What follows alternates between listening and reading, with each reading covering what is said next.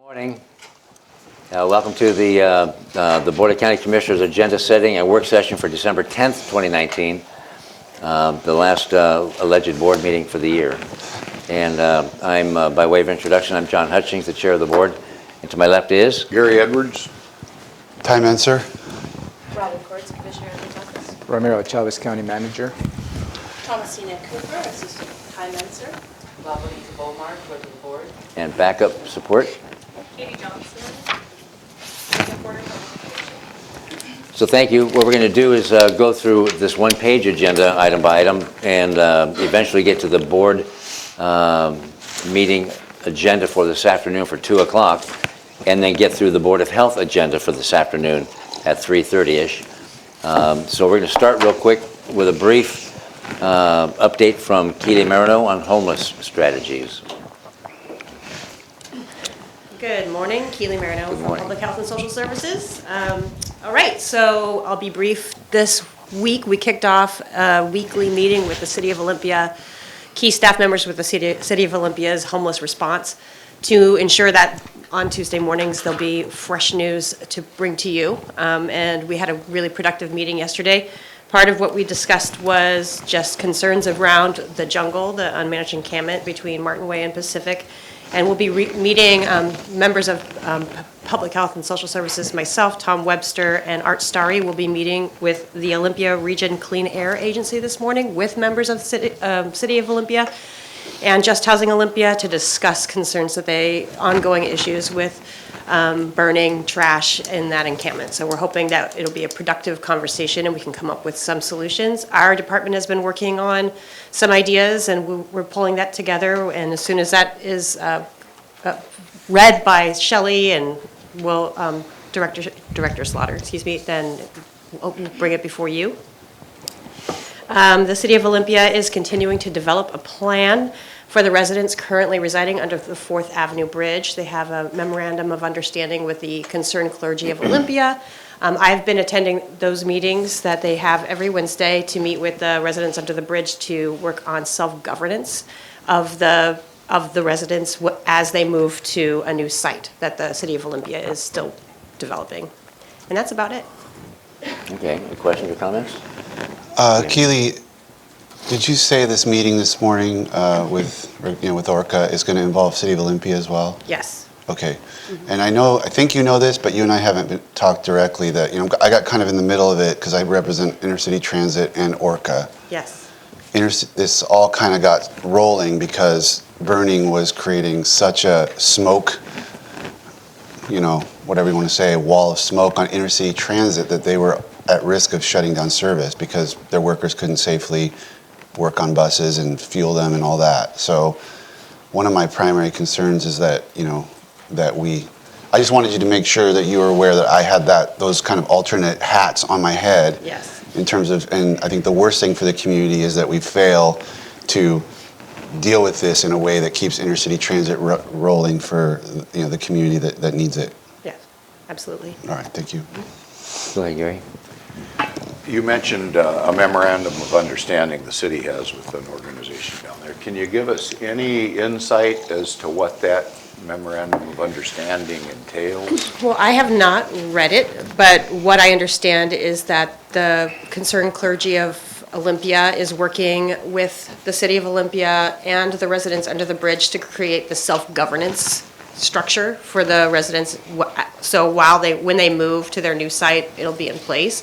And so I believe it's kind of a liaisonship between the residents and the City of Olympia and the broader community. Thank you. Mm-hmm. I've never heard of concerned clergy. Do you know what churches are involved or how many? I only am aware of First Christian, and I've seen the members, but I'm not sure which churches. First Christian is one of them, though? Yeah. Okay. But you have to go to the county manager and then on. No, I have a question, but. Okay, go ahead, Gary. I guess, for our next time around, maybe you could look into that for me. Sure. Thank you. Absolutely. Go ahead. We received an email, the commissioners, myself, and this is related to a vacant building, which is owned by the Port of Olympia. Oh. I think you're tracking this 608 on Washington, southeast north Street Northeast, encouraging the county to formally ask the Port of Olympia for the county to lease this building for storage and distribution of homeless supplies. Do you think we have that need at this point? I do know that the Partners in Prevention Education that we are contracted with to provide sheltering in place survival gear out into unmanaged encampments in the community is struggling with space currently. So those, they have a small basement or attic where they're storing those items, and so I could imagine that it would be useful for the Hazardous Weather Task Force, specifically those activities. So, and related to this is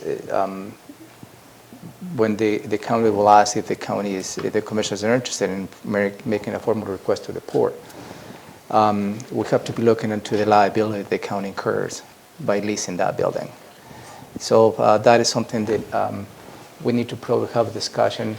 Maybe my suggestion will be to bring this request to the Regional Housing Council and just looking broadly as to what the needs are in terms of space and what else we could probably use this as an asset. So I just want to make sure that this item, if you have read this email, is brought to your attention. I did, it was on my list, crossing it off now to ask you. Yeah, mine too. Thank you. I can put it on a bright pink and still forget to bring it up. And Good, Gary. just for clarification to the county manager, who's that coming from? From Ms. Madeline Bishop. Who's representing a group she mentioned? She is representing the outreach group called Love Abounds Here. And the location of that building? It is located in 604 Washington Street Northeast, that's downtown Olympia. Is there a reason they wouldn't ask the city of Olympia to look into this? Well, we don't know, they haven't asked the port and Olympia, we have no idea. Do you? I don't know who she, I just I don't know know. that we got the email. I don't know if the city of Olympia has made a request to the port. I didn't quite understand the jurisdictional, Madeline is saying that it's like we have to ask the port, like it's the port's building, but somehow they need a request from us. I didn't quite understand that. Yeah. And so who owns this building? The Port of Olympia.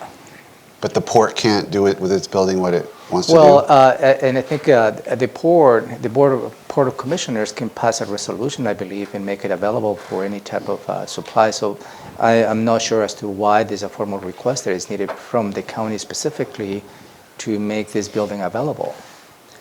We need quite a bit more information. Yeah, I want to reach, I meant to do this yesterday and I lost track of time. I'd like to speak to the port commissioners or Sam Givney, find out what, because I don't understand what the need. And Sam has been attending, and the port has been attending the Regional Housing Council.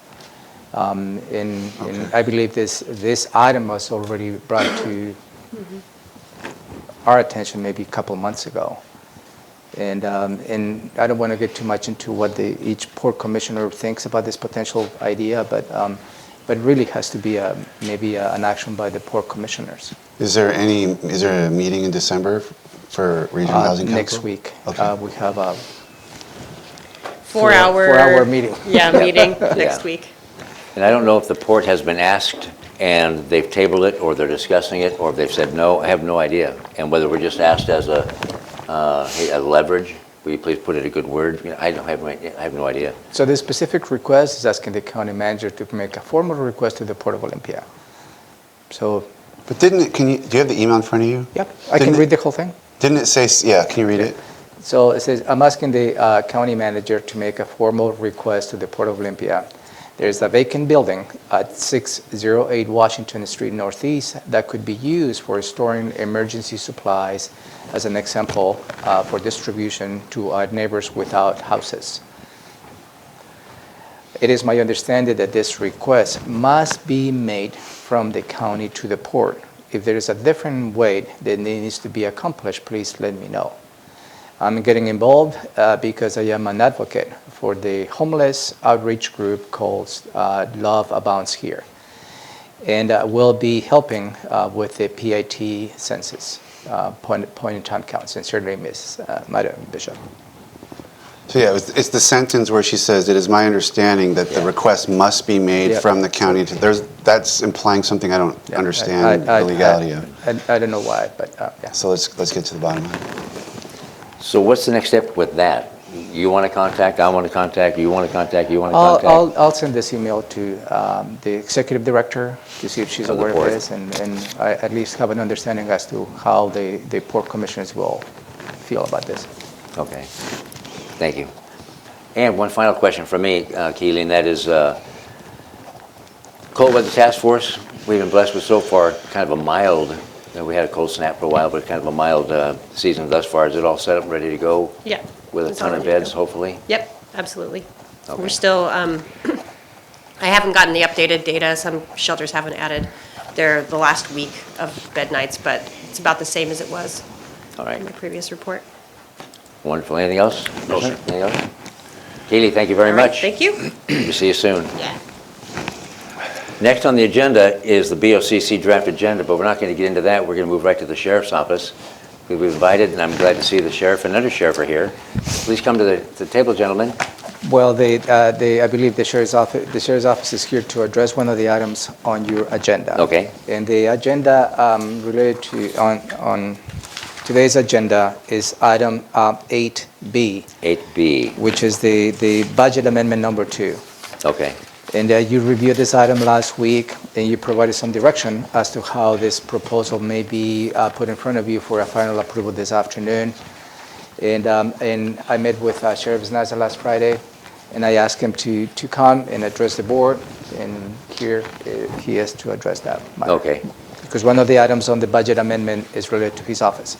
So even with that, we're going to move right to 8B on the agenda then, and I want to discuss get that this amendment. right. 8B? 8B, adopt amendment number 2.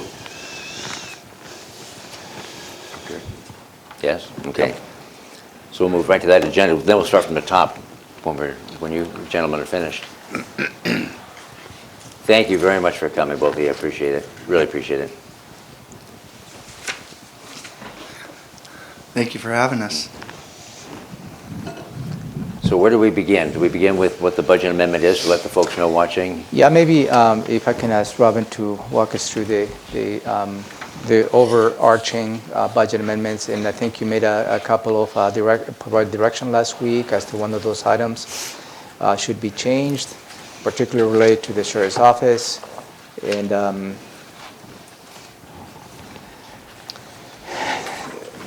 the particular item related to the sheriff's office, as it is right now, for your consideration this afternoon, is to add an additional $475,000 for 2019.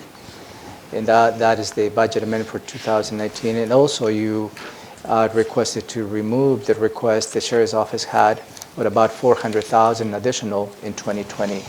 So the proposal before you has those two items. And again, is $475,000 in 2019 and no additional expenditures in 2020. So just to follow up on that. So that and 400,000 is out of this amendment, It is part of this. is part of this amendment.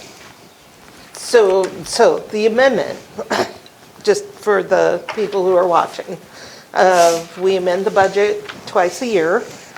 This is the second amendment.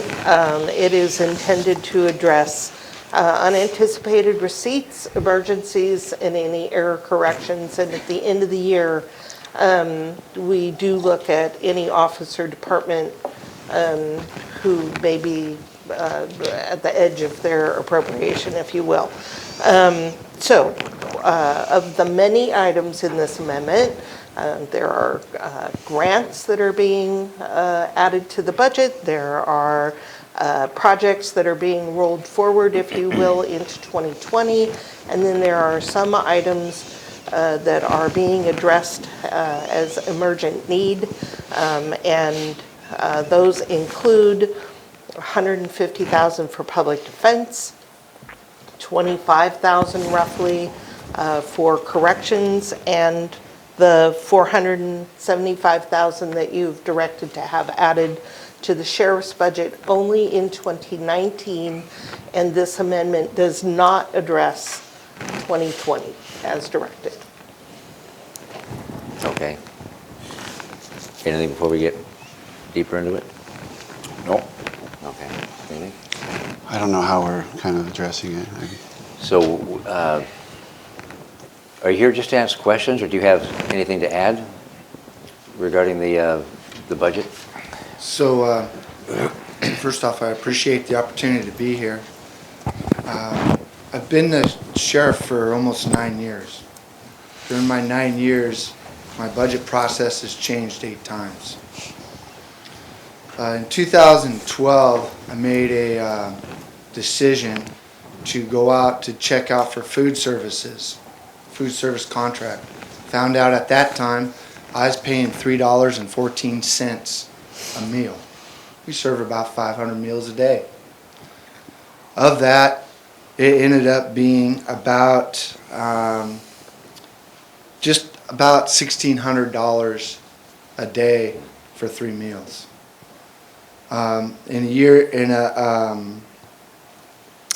Then I looked at what I could do to save money, the county money. This is just one thing I looked at. So I got a contract with Food Service of America for $1.31 a meal. And those meals ended up costing about $680 a meal. Times that times 3 is just over $2,000 a day versus $4,700 a day for the original. I'm not including the 4 staff that unfortunately I had to give the bad news that I was going to lay them off. One who I'd known my whole career, and then some, who had 28 years of employment with Thurston County. I had to lay her off. I ended up that year saving the county $990,000. My budget did not increase, but that's how much I saved. I'm not even talking about the amount of money that was saved on wages. To date, because the meals have increased to $1.36 a meal, I still save the county every year about $960,000 a year. Now my budget's changed, obviously. Last year, I projected and I submitted through my financial manager, who has spent a lot of time doing this, that we would be about $732,000 over budget. We submitted it. Now, I don't really know why I didn't get the extra money that I said I was going to be over budgeted for, and ultimately, I'm sure it's all of your decision or your predecessor's decision as to what my budget is or is not. I'm saying that that's what I presented in my first quarter. And also, through the year, I've done 3 presentations to the commission about the sheriff's office.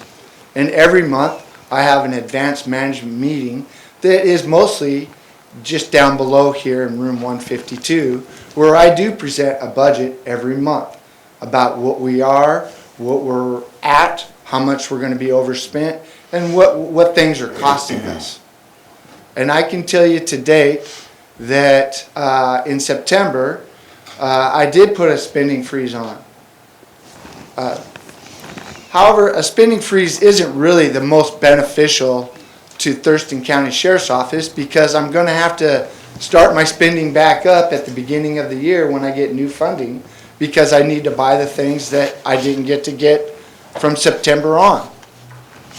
So right now, with the spending freeze that we're seeing and the things that have cost, I'm funded in patrol $180,000 for overtime. I'm $220,000 over that. I don't get a control overtime. I'm about almost 5,200 hours in overtime. We've had 4 major cases in Thurston County this year. We've been blessed because it's been worse years prior. So then I'm looking at what does my uniforms and equipment cost. It's about $66,000 that I'm not covered in. I'm also not covered in my 6th new academy that I was so thankful for, that the commission authorized me earlier this year a position for a deputy, but the last 5 before that I've had to pay for. So 6 positions I've had to pay for their academy costs. I've sent 8 this year, and 6 of them I've had to pay, which equals just over $19,000. Overtime benefits, I'm not funded for, $28,000. Then I'm not funded for my buyouts. I spent almost $95,000 just in buyouts. I'm not covered in that. Will you explain buyouts, Sheriff, for the Buyouts, folks watching? Buyouts are for people who retire and they have their vacation buyouts and their leave buyouts that they're allotted. I'm not allotted that. So in the end, I'm going to be, we project about 464 being over budgeted, and we're hoping it'll be less than that, but that's about where we're at. Now just a real quick comment about the corrections. Now I'm given $559,000 for overtime. Corrections is a large overtime. We spent almost $900,000 in overtime. So I'm about right now $380,000 overtime. The reason why the budget isn't over as much in corrections is because of vacancy savings. The vacancy savings has saved us enough to where now we're at $24,000 over budget.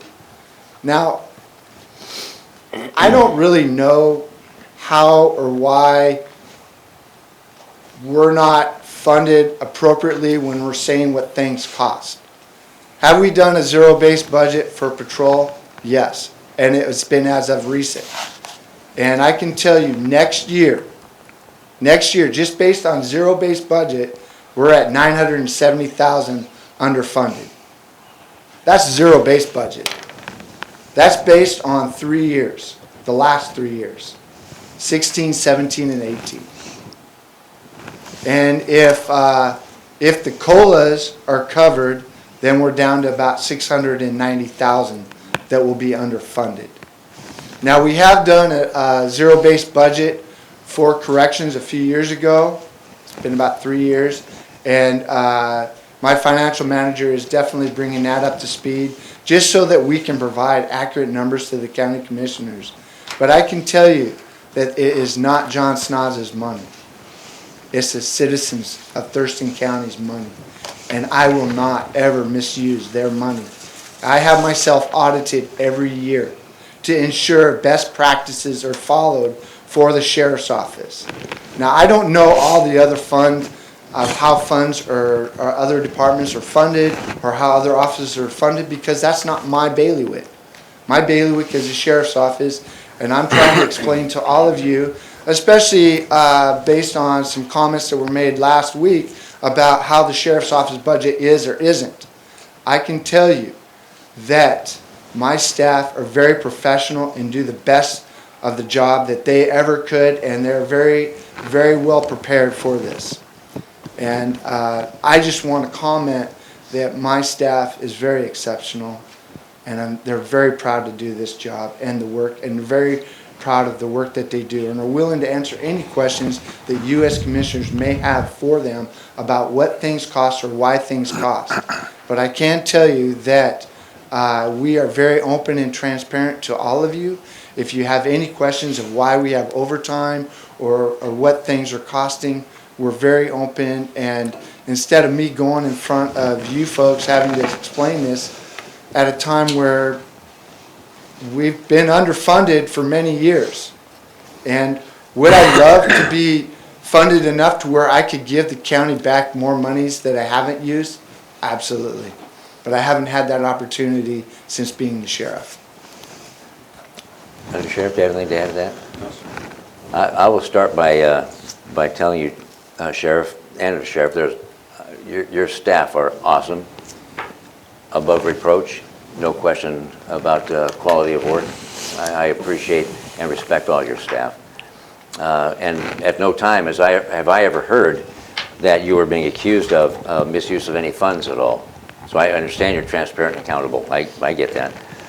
And I've always advocated when it comes to budgeting for the county or for a city, not all things are equal when it comes to budget. Law enforcement is far more expensive than it is to hire someone in HR. Not all things are equal. It's highly expensive.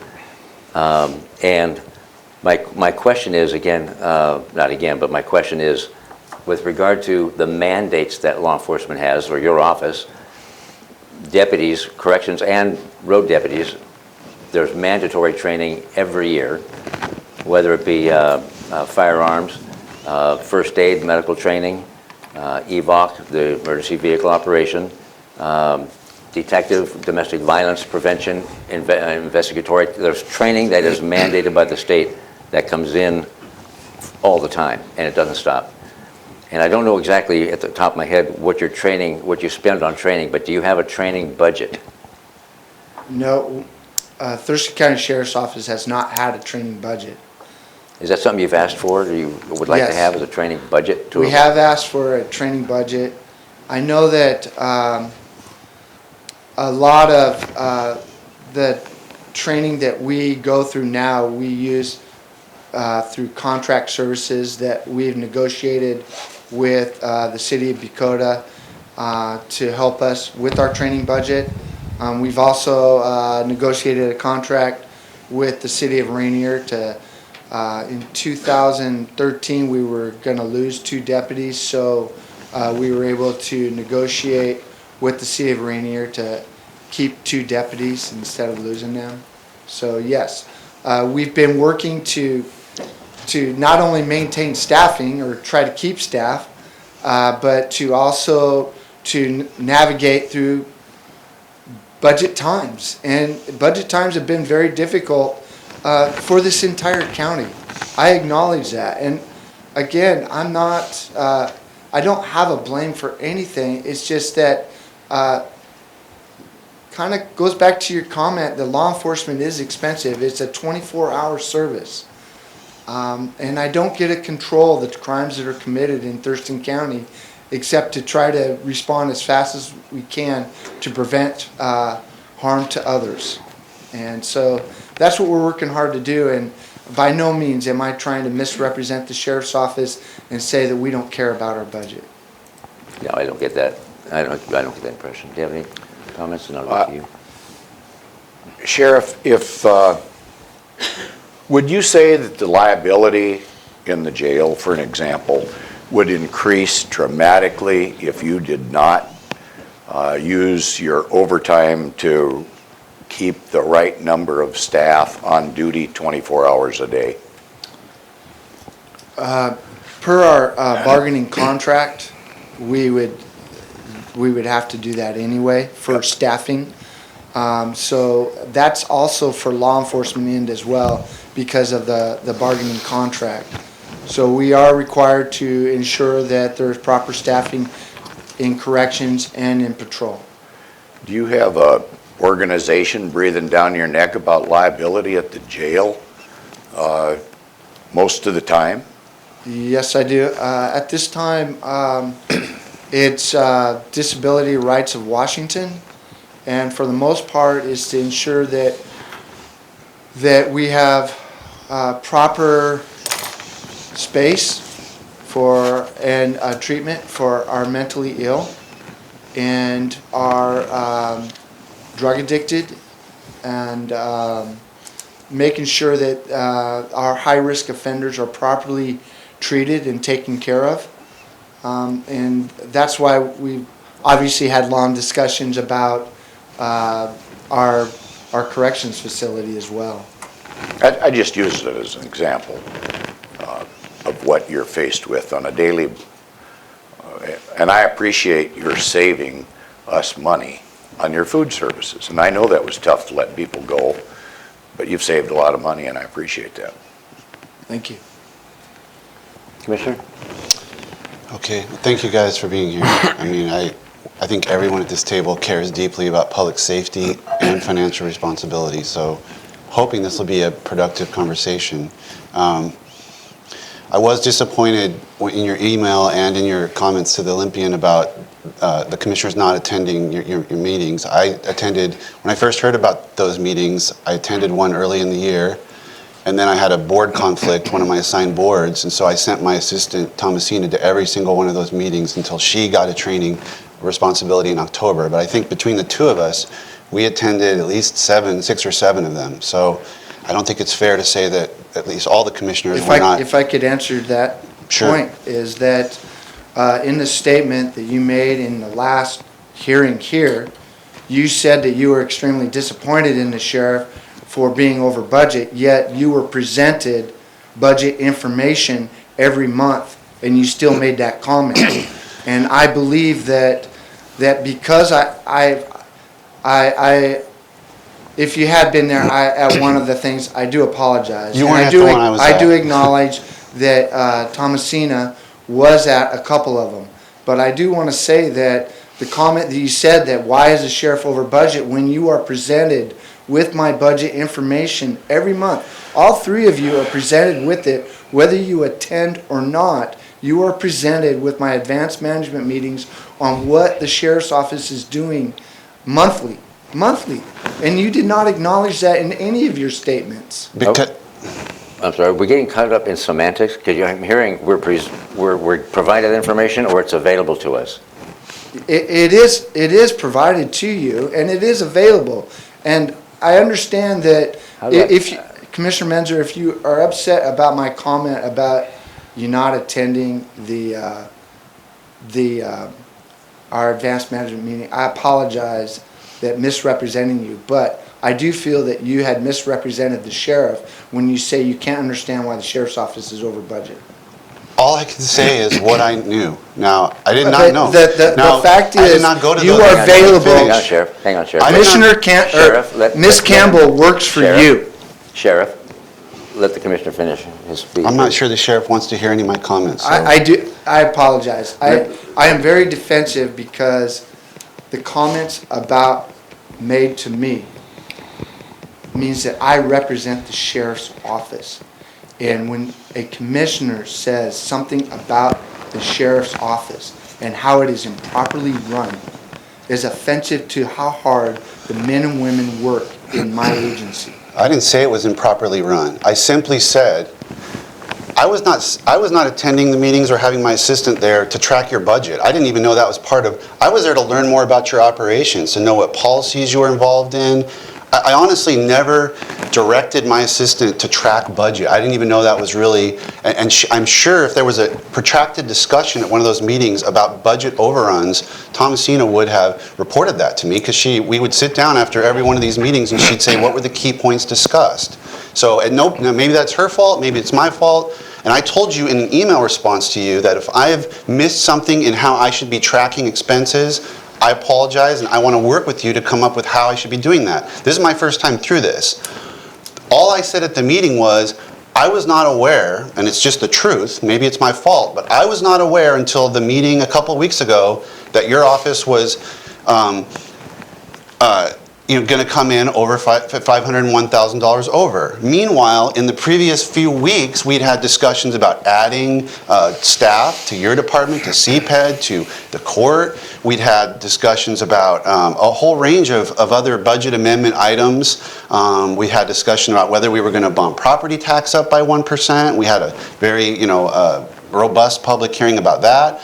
All those decisions, in my opinion, have to be done together and with full knowledge. I didn't have that knowledge, and it was really concerning to me, because I feel like my number one responsibility is to get this county's financial health back in order. So I don't want to talk about today the funding level of your department, because that's not what this is about. This is about budget management. I mean, I can tell you that the assessor has described to me how they have 2 less FTEs than they had in 2008. The court has sat me down numerous times. They've got a study about how they're under judges.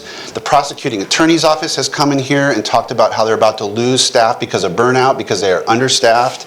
Public defense has made the same case.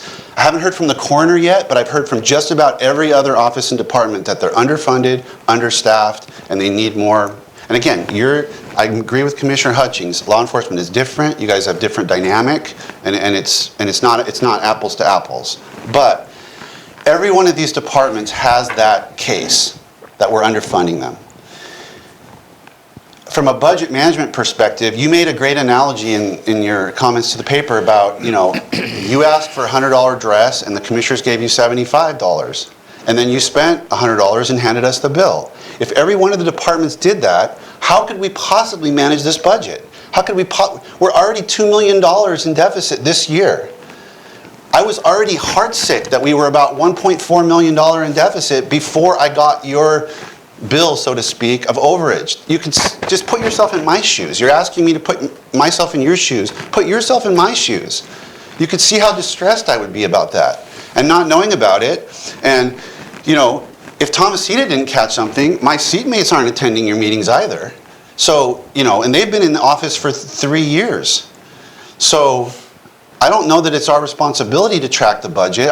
That's what I want to have this conversation about. How do we get this so it's not a surprise to me? And you know, is it just we check in with you quarterly? Is it that all of us send our assistants to your advanced management meeting and very focused on the budget? Should I meet with Heidi once? You know, I'll do whatever you want me to do to make sure that I don't get the November surprise, because I have to balance a budget for the county.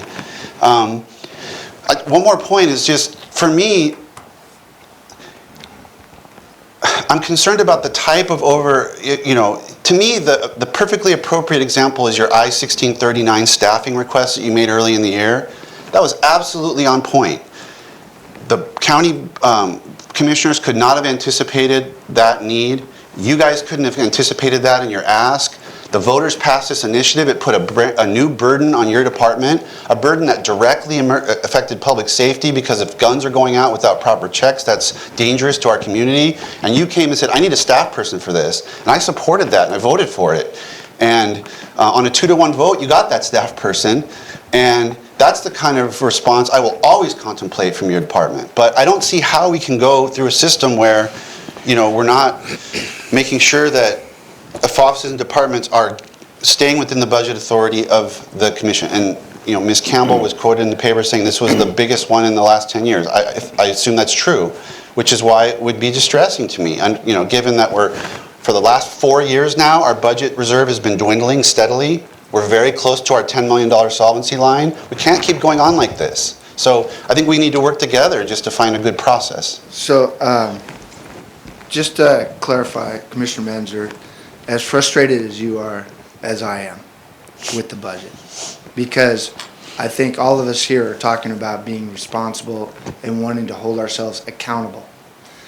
A suggestion I would have is that, obviously, since Ms. Campbell is the financial, and she is the assistant county manager, I don't know what her job titles are, if they are still the financial, or if it's going to change or not.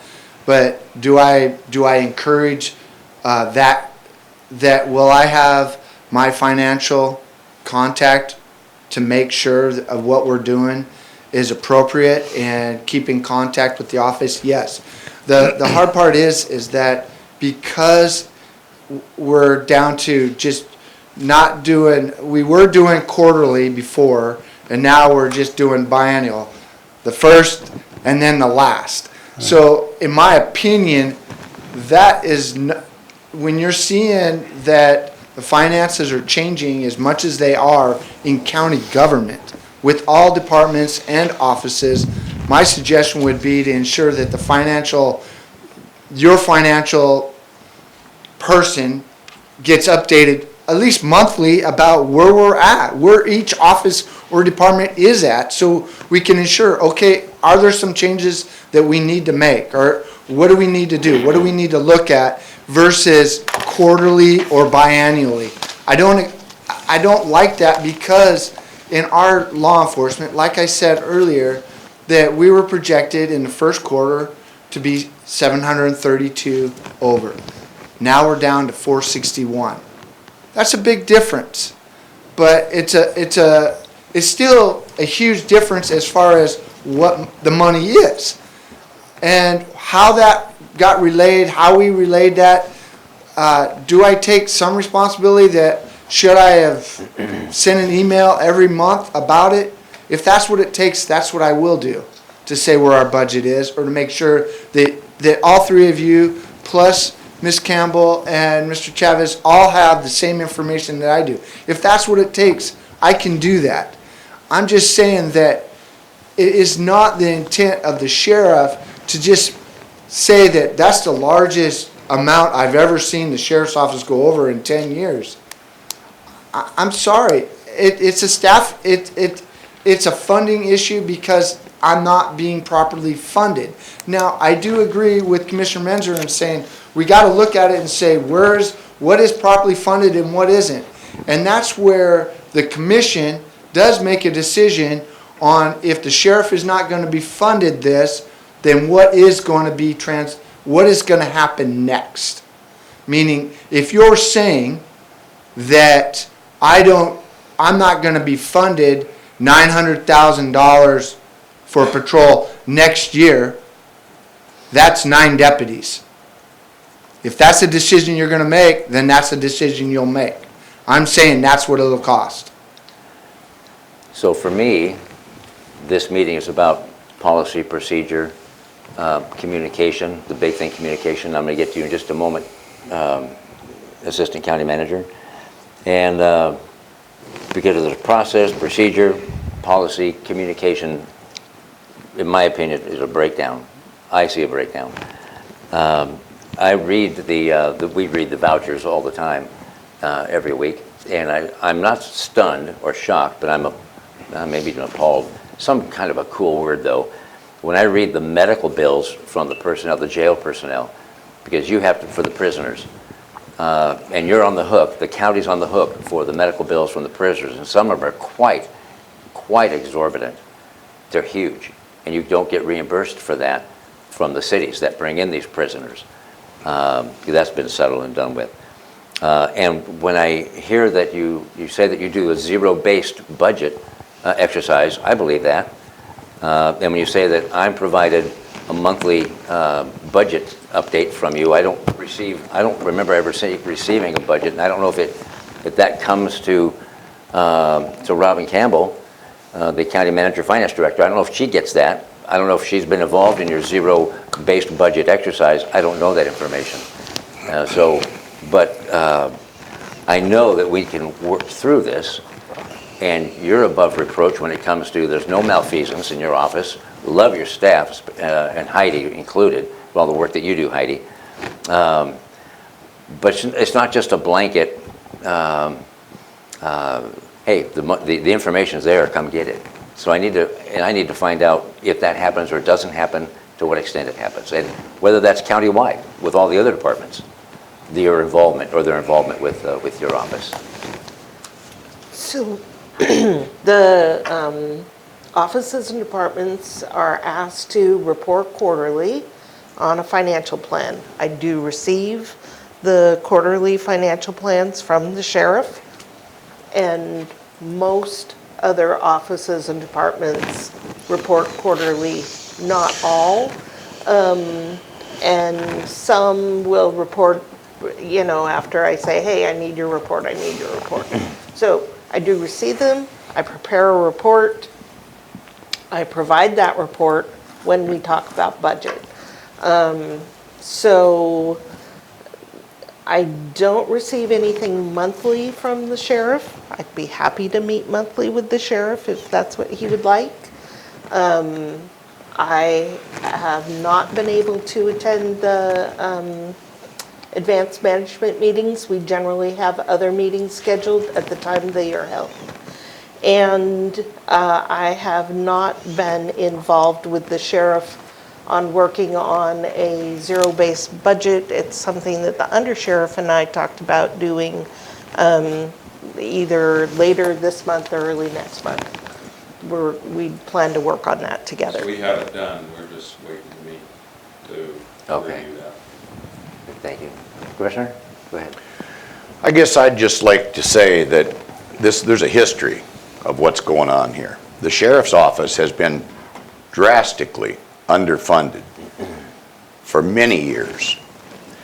That comes about, mainly, I'll come to this board's position today. We have inherited a financial disaster created by prior boards. We built a $100 million jail and let it sit empty for about 6 years because we didn't have a plan. We lost a $16 million litigation because we did things wrong. A 9-0 ruling by our Supreme Court against the county. Not a 8-1, 7-2, 6-3, or 5-4. 9-0 means we were felony stupid somewhere along the line. This frustrates me to no end, but because of policy by past boards with checkerboard annexation, giving up all the revenue, for those citizens out there that want to know what I'm talking about the Martin Way corridor. All the revenue producing locations were annexed into the city of Lacey. What happened to the problem areas, the trailer parks, the Tango Wilds, the Thompson Place? All that was retained. That was allowed to happen. So we kept the jobs and the aggravation and the headaches, and we gave up all the revenue. That's all things that were done by prior boards and philosophy of prior boards. The philosophy of prior boards has never been to fund the sheriff's office correctly. And I just want to compliment you for being able to manage as well as you have under very adverse conditions. Thank you. Thank you. Anything, Commissioner? No. I mean, I want to talk about the just process. I mean, I don't think the funding level is appropriate topic for this conversation. That's a conversation we're going to have next year. So and I agree with that. That's a deep conversation, and we still have quite a bit more business to get sorted through. So I'm going to bring this right back to when we talk about process, procedure, and communication. We'll sort through that. But I'm going to get back to the amendment that we're going to be dealing with today. Yes, Under Sheriff. I was going to suggest that after Can you move the microphone, please? after Ms. Campbell and I meet and Ms. Thompson, Chief Thompson, to talk about the zero-based budget that we've basically developed and identified what needs to be funded, then instead of the presentation on corrections in January, that we make that about, I guess, edification and a meeting with the commissioners regarding the budget. Appreciate that. That's a good suggestion. Very viable. Okay, good. Thank you. Thank you.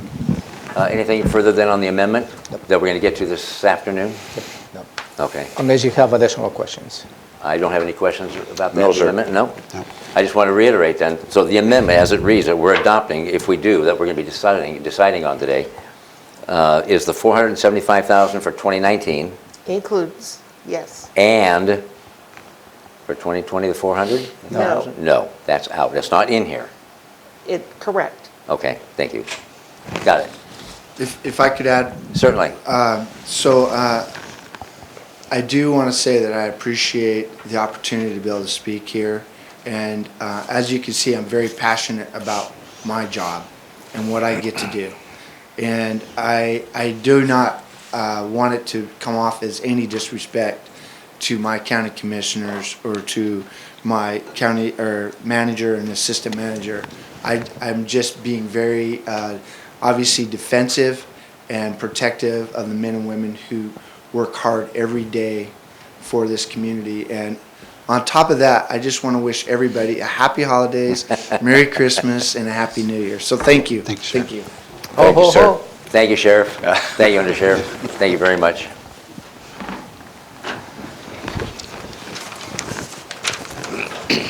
And yes, passion is a very big part of this job. All right, now we're going to get back to the single page, and the next thing under homeless strategies is the review of the BoCC draft agenda for this afternoon at 2 o'clock. So we're going to turn to that. We'll convene the meeting at 2 o'clock, and then the Pledge of Allegiance led by Vice Chair Gary Edwards, and then approval of the agenda and the board meeting minutes. Then an opportunity for the public to address the board. Yeah, Commissioners, you may receive some public testimony related to the public hearing the Salary Commission held yesterday. And you have an agenda item later in here that will go in more detail. Mr. Pettit might be testifying this afternoon. He just handed me over copies of some information just before this meeting. I have not got the chance to review, so I assume that his testimony is going to be based on what he has provided this morning. Anyways, that's probably what you will be receiving in terms of public testimony. Okay. County Manager's update. I really don't have any updates for you. That takes us to agenda item number 3, consent items A through D. First one is Human Resources regarding the Sheriff's Management Pay Plan. Yes, this request you reviewed this item you reviewed last week, Commissioners, and this request is by the Sheriff's Office to add the Sheriff's Executive Aid into the Sheriff's Management Compensation Plan. And the compensation plan for the Sheriff's Office has been approved by the board already, and this is just adding this particular position to the plan. There is not a financial compensation. It's just bringing into the overall plan, which is from the administrative point of view, it makes sense. It makes it easier to perform evaluations and also go through performance awards as well. Okay. Anything on that? No. Anything? No, sir. Okay, thank you. 3B, CPED, Historic Commission appointment. Yeah, for your consideration, this is an affirmation of the direction that you provided a couple of weeks ago to appoint Ms. Paul Hooper for the Thurston County Historic Commission for District 1, and the term will expire May 30th, 2020. Any questions? Comments? Nope. No questions on that? No, Okay. that sounds good. 3C, 2-year contract extension.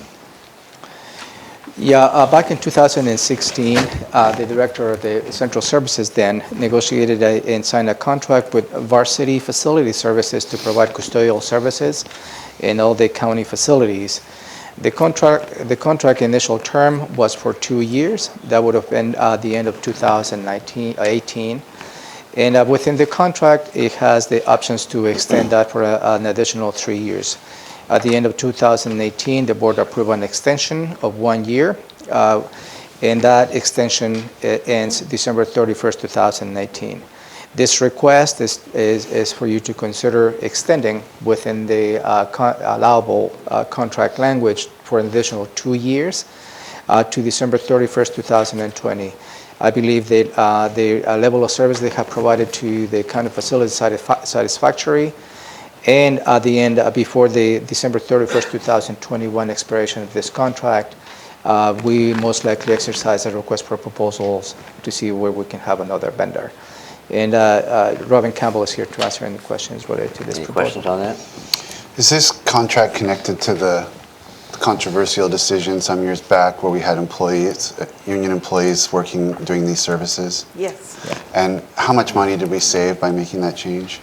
I If you would recall. have to look just off the top of my head. I can't remember. Okay, could you get back to me with It's that later? hundreds of thousands of dollars, and yes, I will get back to you with that. Hundreds of thousands of dollars? Yes, Per year? yes. Okay.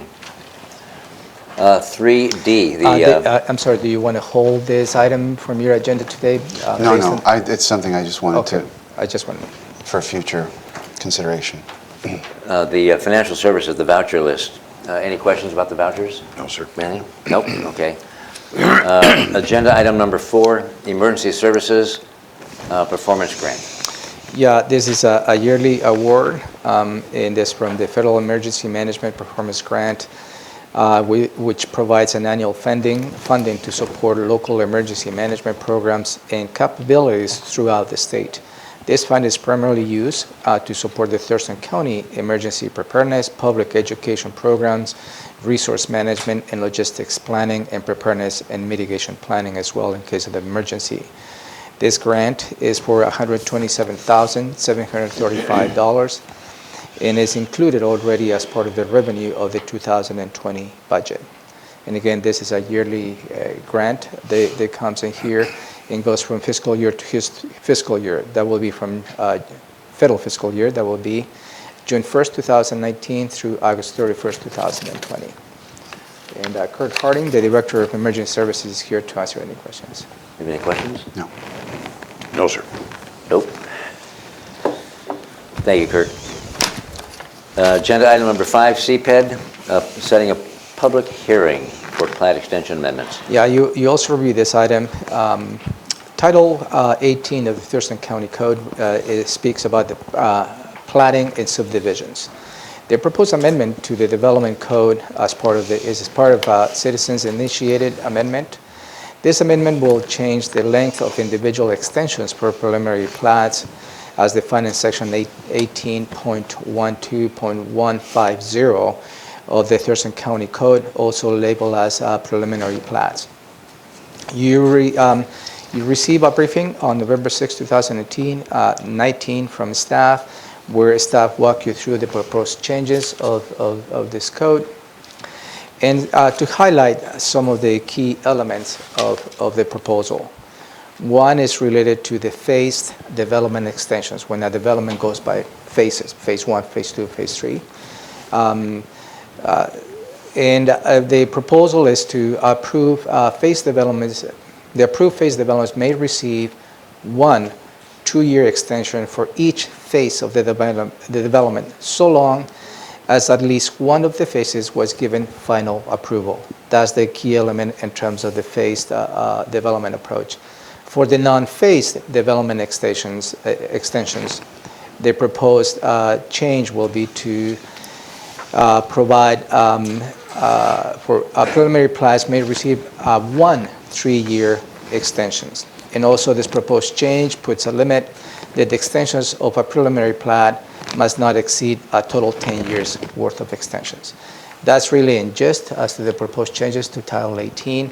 And the proposal before you is to set a public hearing for January 7, 2023 in the afternoon for you to hear public testimony related to these changes. And at that point, depending on the public testimony, you may consider taking an action or not. And the staff is here.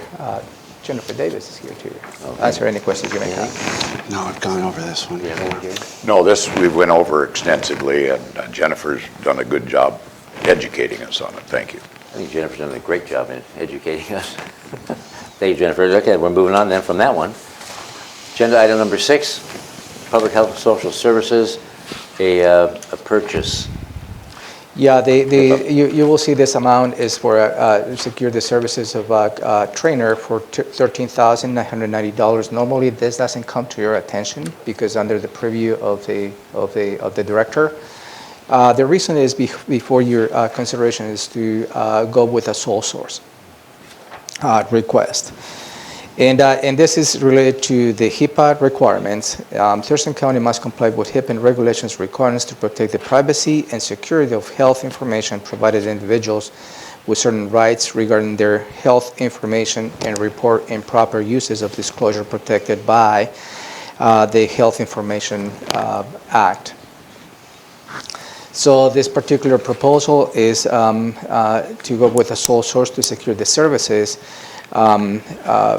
with a private instructor, lead certified HIPAA, and a professional HCHP. I'm not quite sure all those acronyms.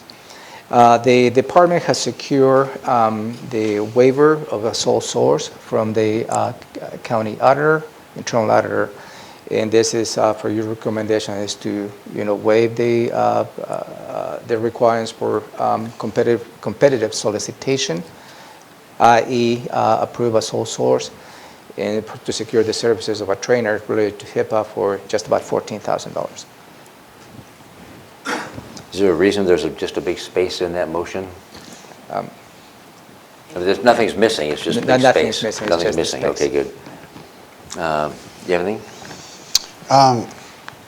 Is this, just so I'm tracking this, is this something that is like long overdue, or we do periodically, or is this the first time we're doing this HIPAA training for folks? This is the first, and we have embarked in a HIPAA program here in the county because some of the regulations changed in the last couple of years, and there is a cooperation between public health and human resources as to how we need to structure to make sure that we protect the health information of those individuals who we provide services to.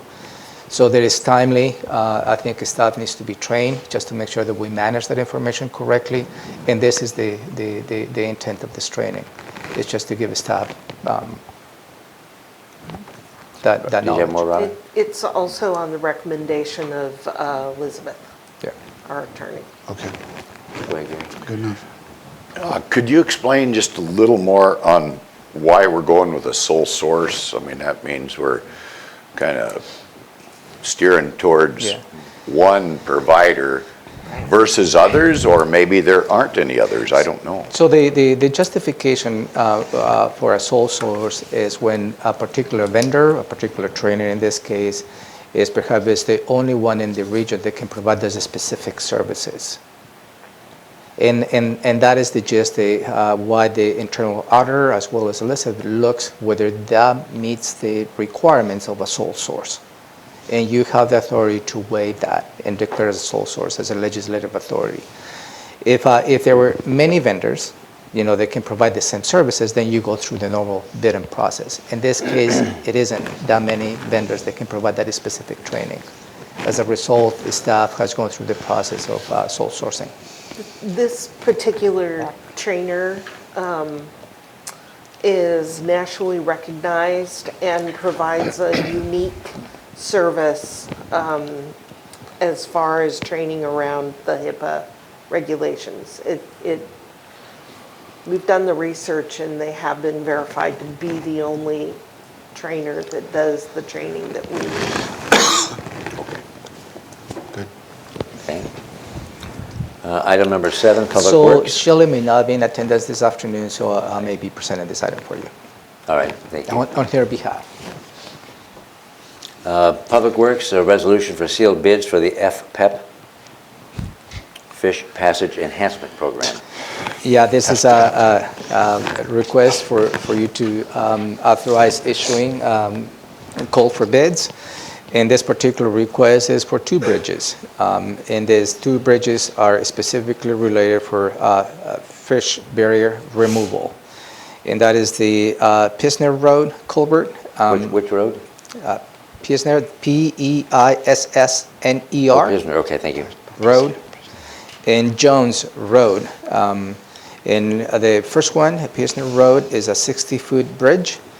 That will be the new bridge. And the Jones Road will be a 50-foot bridge as well. How many feet again on both those? Wow. One is 60 feet and the other one is 50. 60 and 50. Okay. This will be funded by the real estate excise tax the commissioners have approved. And again, staff continues with the effort to open fish habitat. Pisner Road will be crossing Elbow Lake Creek, and it will open more than half a mile of the stream and countless acres of wetland for fish habitat. Jones Road, culvert crossing Salmon Creek, and will open close to 4 miles of the stream and wetland habitat for fish habitat. And again, staff is asking for you to authorize going up for the bidding process. And the department will come back at a later date as a result of the bidding process for you to authorize awarding the contract to the low bidder. That is cool. Anything on that? Anything? I guess the only thing I'd bring up, I brought this up before, on these very slightly used roadways like that, no chance we could save the taxpayers money by putting a rail car across both of those because of the short distance. No, sir. No. It's not about the bridge as it is about opening up Yeah. fish passage. Well, it's the cost that the taxpayers incur in doing things. You don't And we're put a not boxcar down there. We're not allowed to do things that make sense. That's the bottom Well, I'm line. envisioning a boxcar blocking the river passage. Not a rather than- boxcar, flat car that is commonly used by all other construction methods, timber companies, big loads, all that stuff that's allowed. But yet we're in government, we're locked in somewhere along the line to doing it a certain way, whether it makes sense or not. So, What you're recalling is we're bound to build infrastructure based on the standards yes. County and state standards and federal as well, and federal standards? yeah, depending on the funding. Okay. Anything else? No. Okay. Oh, where was that one? We're at number All right, 8. so 8. 8A. Yep, 8A, the resolution for 2020 salaries for the electeds. Yeah, I brought this item to your attention maybe 2-3 weeks ago, and I give you a heads up that the Salary Commission will be holding a public hearing on December 9th, 2019, 6 in the afternoon. That public hearing was held yesterday, and as a result of that, the Salary Commission has rendered a recommendation for you to consider adjustments to the other elected officials. The proposal, the recommendation is to change your salaries, the county commissioners, to $10,549 a month. That will be an annual salary of $126,588 a month. This recommendation will be sent directly to the auditor. You do not be taking an action on this afternoon. The action you will be considering this afternoon is for you to adjust the salaries for the other elected officials. And the recommendation from the Salary Commission is for the assessor, the auditor, the clerk, the coroner, and the treasurer to be adjusted to $10,549 a month, or an annual salary of $126,588 a month. The recommendation also includes to increase the prosecuting attorney's salary to $15,915 per month, or an annual salary of $190,980 a month. And lastly, the Sheriff's Office also changed on their salary to $13,033 a month for an annual salary for the Sheriff of $156,396 a month. These recommendations are what you're going to be considering this afternoon on this agenda item. Ruth Elder, the clerk of the Salary Commission, is here. She can give you a perspective as to how the public hearing went yesterday, and also for you to have any questions related to the process of the Salary Commission. Thank you. Please, Ruth, thank you for coming. Appreciate that. Thank you very much. And would you just introduce yourself? Yes, I'm Ruth Elder. I'm the clerk of the Thurston County Citizens Commission on Salaries for Elected Officials. I'm also Community Program Manager in Human Resources. Thank you Okay. for having me. Yeah, do you want to go through the process, or you just want to take answers, or questions, rather? Can you walk us through any comments that you received, the Salary Commission received as part of the public hearing yesterday? I'd like to also hear how long you've been doing this and how long you've been meeting this year, anyway, or every year. Okay, so how long I've been staffing the Salary Commission? Yes, ma'am. Since it was incepted in 2001, I believe. And I've been with the county working in boards and commissions for 24 years. So Wow. the Salary Commission started its process. We tried to start in July. We couldn't get a quorum of the group. So they met in August and in September. And then you recall that the Salary Commission came to you with concerns about problems of achieving quorum.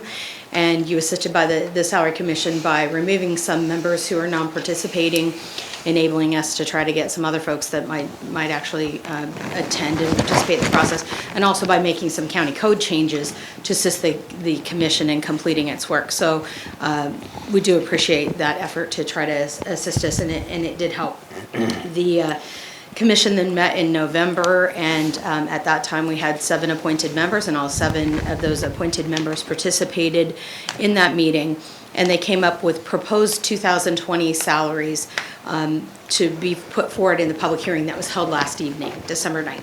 So the Salary Commission deeply appreciates the work of the county's public information staff in helping us have some effective outreach with the media partners in the community. That was very much appreciated. We did get pretty substantial coverage. There were 2 front page above the fold stories in the Olympian that were also in the News Tribune and the Daily Chronicle. We didn't receive any written public comments, either by email, U.S. mail, or hand delivery, bar requested date, which was December 4th last week, so we'd have a chance to get them out to the commission members before last night's public hearing. We did have 4 persons sign in at the public hearing and speak.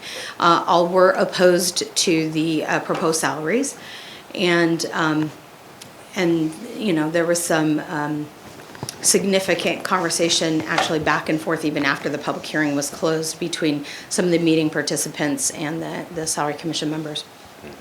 After the public hearing, the Salary Commission members discussed the proposed salaries and made a decision to largely adopt the work that had been done at the November meeting. There were only 5 of the 7 members present last evening. We had 2 persons with excused absences. But all 5 members were in favor of the decisions that were made. It was a unanimous decision of the 5 members who were there. So they set the county commissioner's salary that has already been delivered to the auditor this morning, as county manager said it would be. And then the recommendation is for the other 7 elected positions outside of yourselves. And it was, again, a unanimous decision on those salary schedules. And the signed schedule's been delivered to the clerk of the Board of County Commissioners. Any questions? I'd be glad Okay. to Any answer questions? anything. Yes. Were there any changes? You said largely adopted. Were there No. changes between? No, unanimously adopted. From the original From recommendations that we saw? What they proposed in November, they adopted that salary Okay. schedule last night for all positions. Perfect. Just because I looked at that carefully when you first sent it, and then Yeah. last night I was looking on my tiny phone Yeah, and trying I know. to remember I if know. there was different. It didn't look like there were. Okay. I understand. The reason I asked specifically if you would come is just because, and it's great that you have that history, because I have no context for any of this, and one of the officials who has been around a while was describing to me kind of the history of how for some long period of time there were no changes, and then there was a kind of a study, and there was then there was a pretty significant gap that was determined by the commission, and they didn't feel like they could sort of jump it, from where it was to where it needed to be. So there was kind of a thought to phase in some increases, and we're kind of at the tail end of that.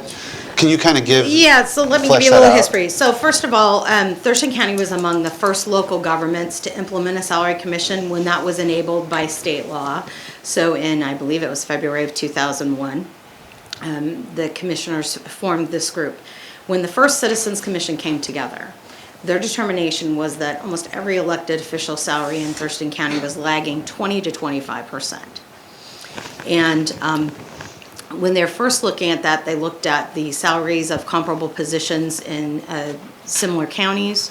They looked at all kinds of economic indicator information. For example, most commonly it's been both the cost of living increases that might have been available to county employees, which of course, elected officials wouldn't get, and also things like the consumer price index for urban workers and what that looked like. And so their first, proposed thing from that first salary commission all those years ago was to increase the salaries. And of course, it was a new thing, and there was very robust public comment on that. Between written comments and persons participating at that extensive public hearing, I think it was on the order of more than 100 persons sent in some kind of input, rather in person or in writing. And so that commission took a pause and said, okay, it's not realistic to try to catch up this big of a gap in a 1-year span.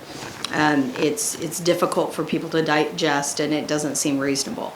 So they took, and by the way, at that time, the commission was only supposed to meet like once every 4 years. And the commission at that time came back to the then county commissioners and said, this isn't going to work. We're already facing this really big gaps between what other counties' compensation level for their electeds is and what Thurston County's looks like. We think we should be meeting annually to just do a check and see where things are at. And then we'd like to set the commissioner salaries on those annual basis and continue to recommend to you for the other 7 what that should look like. So that process has now continued annually.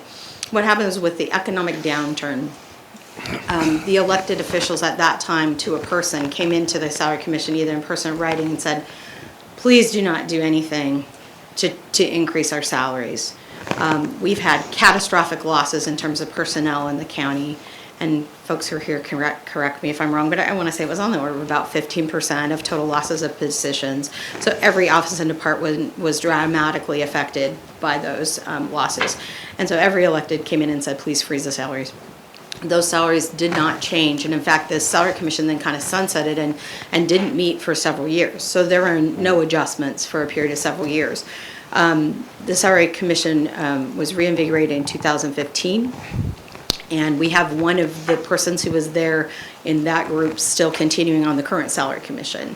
To give you some history in that group. So they then, yes, again, realized, there seems to be some pretty dramatic difference between what peers in other counties are being compensated and what our elected officials were compensated, in part because the commission hadn't looked at the salaries for so long.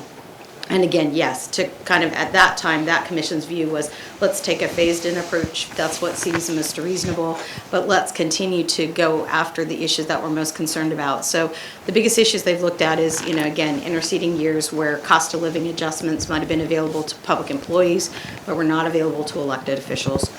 The salaries of similar positions in other counties, most specifically the counties where the form of government is the most similar.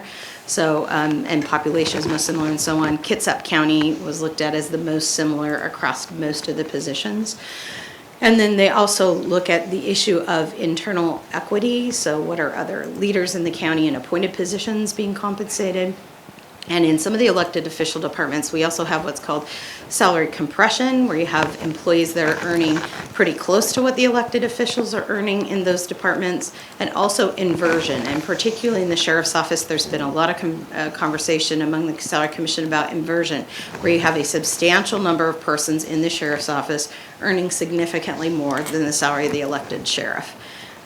So that's been of great concern. And in terms of prosecuting attorney's office, there was definitely some legislation, that there was legislative intent that the counties, while the county set the salaries, that the county should consider that the salary of prosecuting attorney should be similar to that of this peer court judges, which is set by the state salary commission. And most of the counties that we survey have a similar salary for the prosecuting attorney as the state has for superior court judges. So that's kind of the history and where things have been. Thank you. Do you need a bigger phone? Bigger phone? You're saying you're looking at something on your small Oh. phone. I can't read on any size phone. Thank you for 24 years, Ruth. Sure, and, my pleasure. You're a true historian, and you didn't even read notes, you just had that in your head. Yeah. That's impressive. Gary? Commissioner? I guess I did have an opportunity to go to the Salary Commission meeting last night, and I did thank those members that we have asked to serve on the Salary Commission for not only their dedication, but in hopes they could develop thick skin and put up with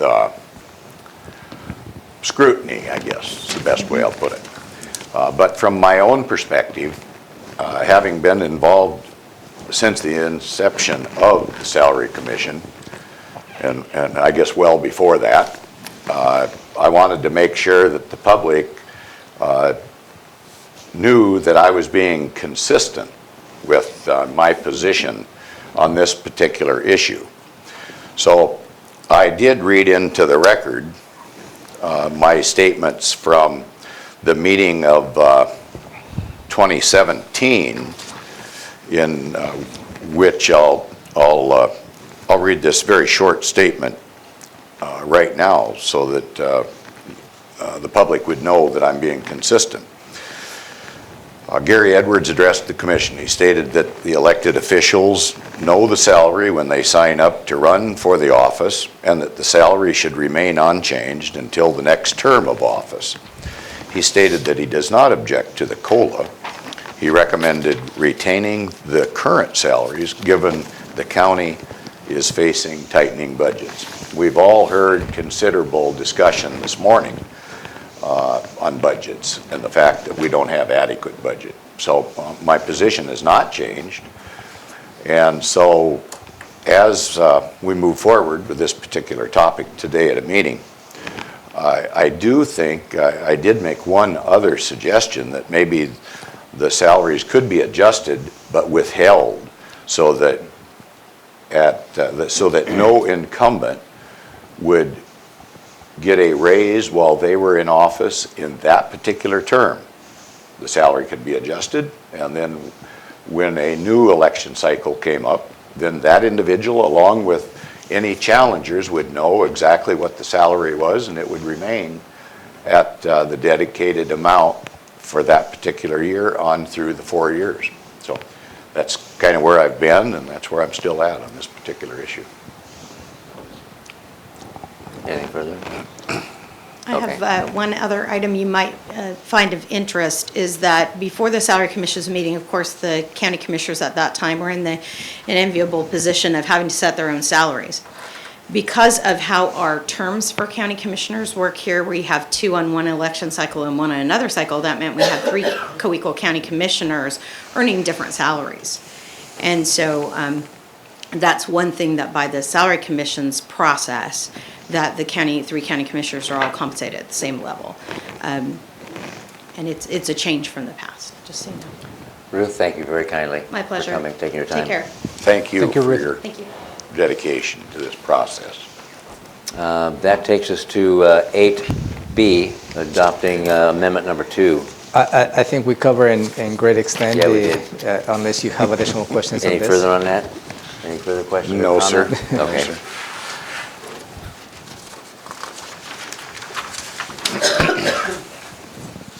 8C, the lodging tax grant awards. Yeah, this, Commissioners, for your consideration is to approve the 2020 lodging tax grant awards. As a matter of background, the lodging tax excise is a sales tax, which is authorized under RCW 67.28,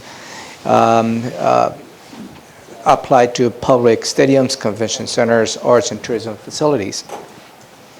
The Board of County Commissioners approved a budget of $45,000 in 2020, and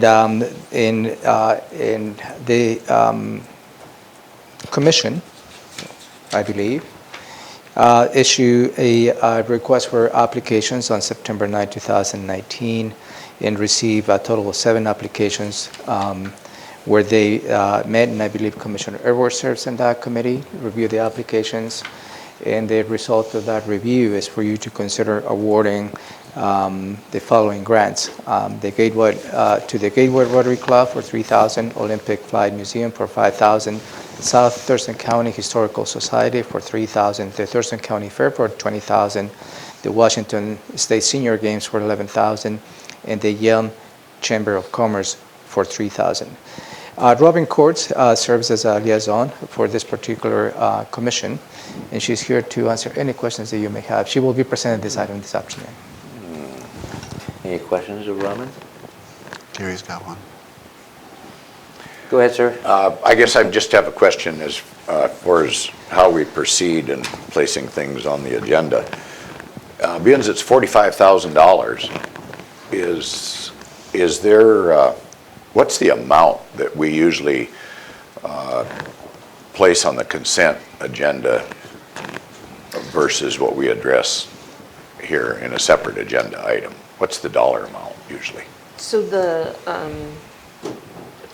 board has delegated authority to elected officials and department directors to sign contracts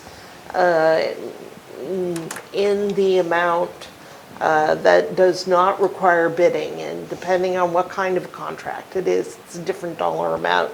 But for services, it would be anything under $50,000. The reason that this would come to the board is the board is authorizing, in accordance with state law, grants out of this particular revenue source. That's Okay. why, even though it's a small dollar amount, it's coming to you. But I think, I believe your question why it's not in the consent versus department? That was it, just for brevity. And I think it's following up with what Robin stated, since the board is awarding those grants to those specific groups, I think it's felt helpful for the citizens to understand what the grant is all about and who will be the beneficiaries of those grants, even though it's small amounts. On the consent agenda, there is not an opportunity to explain the awards and the recipients. Okay, thank you. What, did we see this last week? I don't No, know. this is new. Okay, I don't remember this This- item. No, And this what- is new item. Thank you for What are these that. grants, I mean, what, grants for what? Is it like a grant to do a community service? I mean, what's the sidelines on it? Guardrails? You need a microphone. Maybe Robin Oh, yes, here. And introduce yourself, Robin. Robin Courts, Commissioner Edwards' office. The grants are for, let's see. Just trying to find in my notes here, hold on just a Well, moment. she finds the specific details of the specific grantees. The overarching umbrella of this tax is Yeah, that's what I'm asking, the is the lodging umbrella. tax. may be used to promote tourism events, Okay.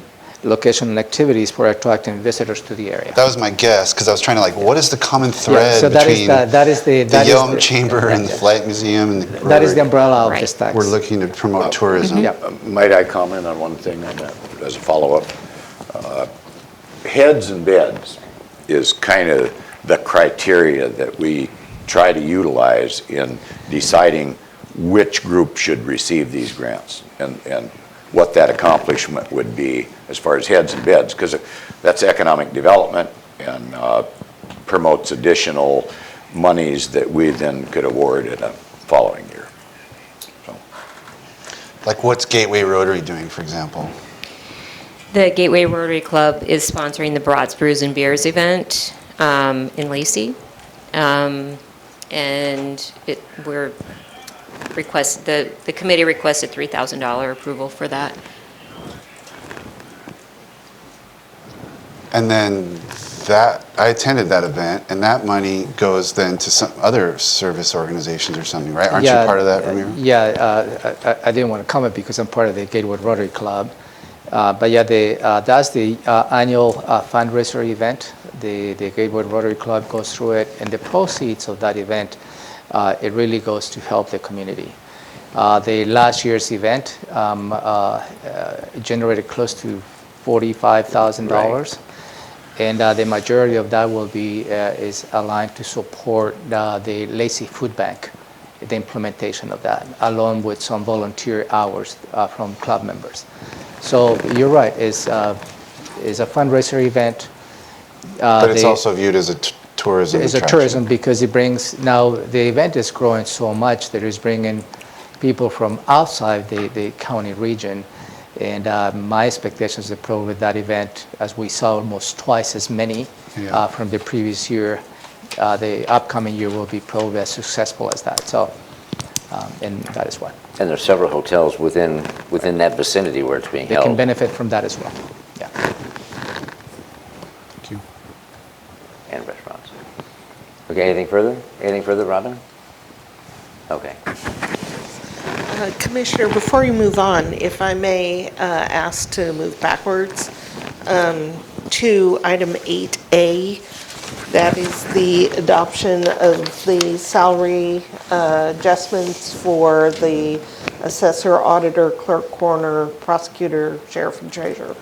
I just want to ask if your intent as the board is to have the offices absorb these salary increases. We did not build anything into the 2020 budget to cover salary increases for the other elected officials. So the impact on the assessor, auditor, clerk, coroner, and treasurer is 26,000, oh no, it's $8,760 per year. Per office. Per office, right. The impact on the commissioner's office is a little over $26,000. The impact on the sheriff is $19,800, and the impact on the prosecutor's office is $20,112. It's too late to get it into the amendment today, but if your intent is for these offices to not absorb these costs, we would build that into the first amendment of next year. But in the past, we have asked these offices to absorb the increases. And it was not built into our budget either then? No, we did not have the information Okay. timely to put it in the budget. So that's So the just question is, you want to something. know if we want to ask, if this is approved, ask the departments to absorb that increase? Yes, and they will want to know. Yeah, they'll want to know. And is anybody so destitute they're going to push back? I hesitate to make a guess on Okay. that question. You have any comment on that? Before you told me what past practice was, I was thinking, I'm just going to feel comfortable doing what's been historical practice. So I was actually surprised to hear you say the past practice was to have the officers absorb, but if that's the way it's been done, I'm not hearing any reason that we would do it a different way. So unless I'm willing to be talked out of that, but that's where I'm thinking. And I'm comfortable with having them absorb it, Okay, thank or you. asking them to absorb it. Yeah, nothing? Okay. So let's go back to forward to 8D, an ILA establishing district court filing and jury trial. Yeah, Yelm. for your consideration, Commissioners, is for you to approve on a local agreement and to authorize the county manager to sign such agreement with the city of Yelm, in which we have established jury trial fees, and that is for district court.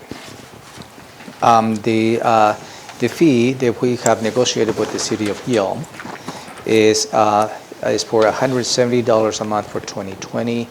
That will be when a jury trial is convened and called for.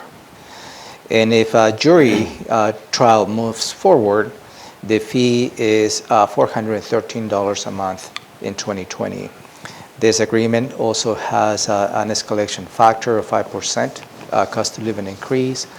And the proposal for you is it will go from January 1st, 2020 through December 31st, 2022. I have been working with Jennifer Creighton, the administrator for district court, on this agreement. And this is a new item for you because we just received a confirmation from the city of Yelm. They are okay with the terms and conditions of this agreement. Oh, good. Anything?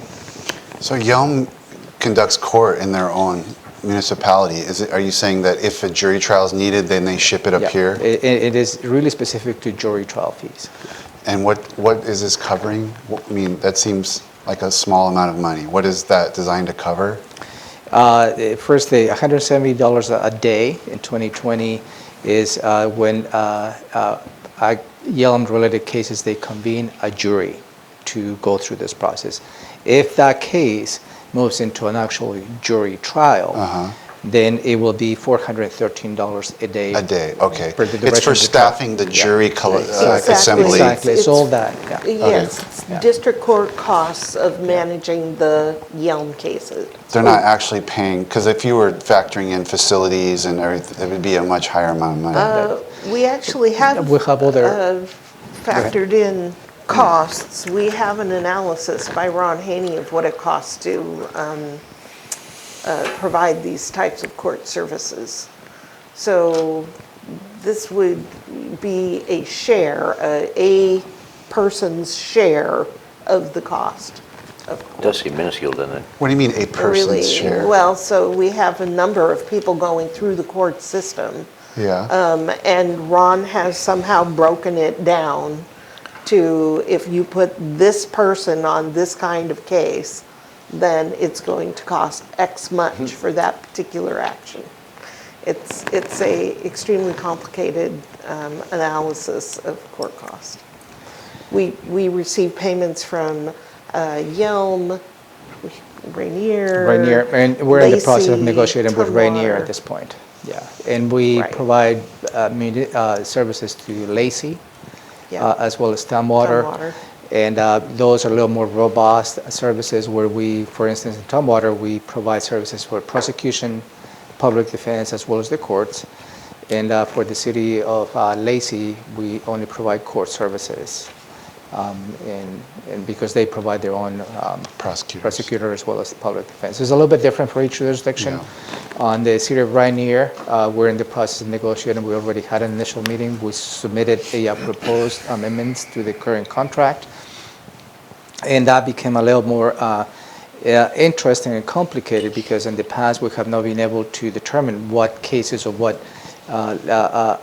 tickets, law enforcement issues and Rainier, because there is no way to determine in those tickets whether that was issued within the municipal boundaries of Rainier or the UGA of Rainier. So that has become a very difficult thing to do. It's labor intensive. So we agree and we presented a proposal to Rainier to have a flat fee. and flat fee has been historical. So, and they are taking that information, and I believe they might be in the position to agree on that. Commissioner Edwards, anything? No, sir. Okay. 8E, amend county policy contract and increase funding. Robin. That's you. Oh, thank you. You So- often Not a court. present it. I'm so used to you talking. So this is a I'm new sorry. item. You have not received I can it. do it. I just, Apparently yes, neither of you have. I'm so sorry. So this item is a continuation of the contract that we have with Stellar, where we're working on the updating the county policy and procedures. There is a work group that the contractor facilitates on a monthly basis, more often if needed.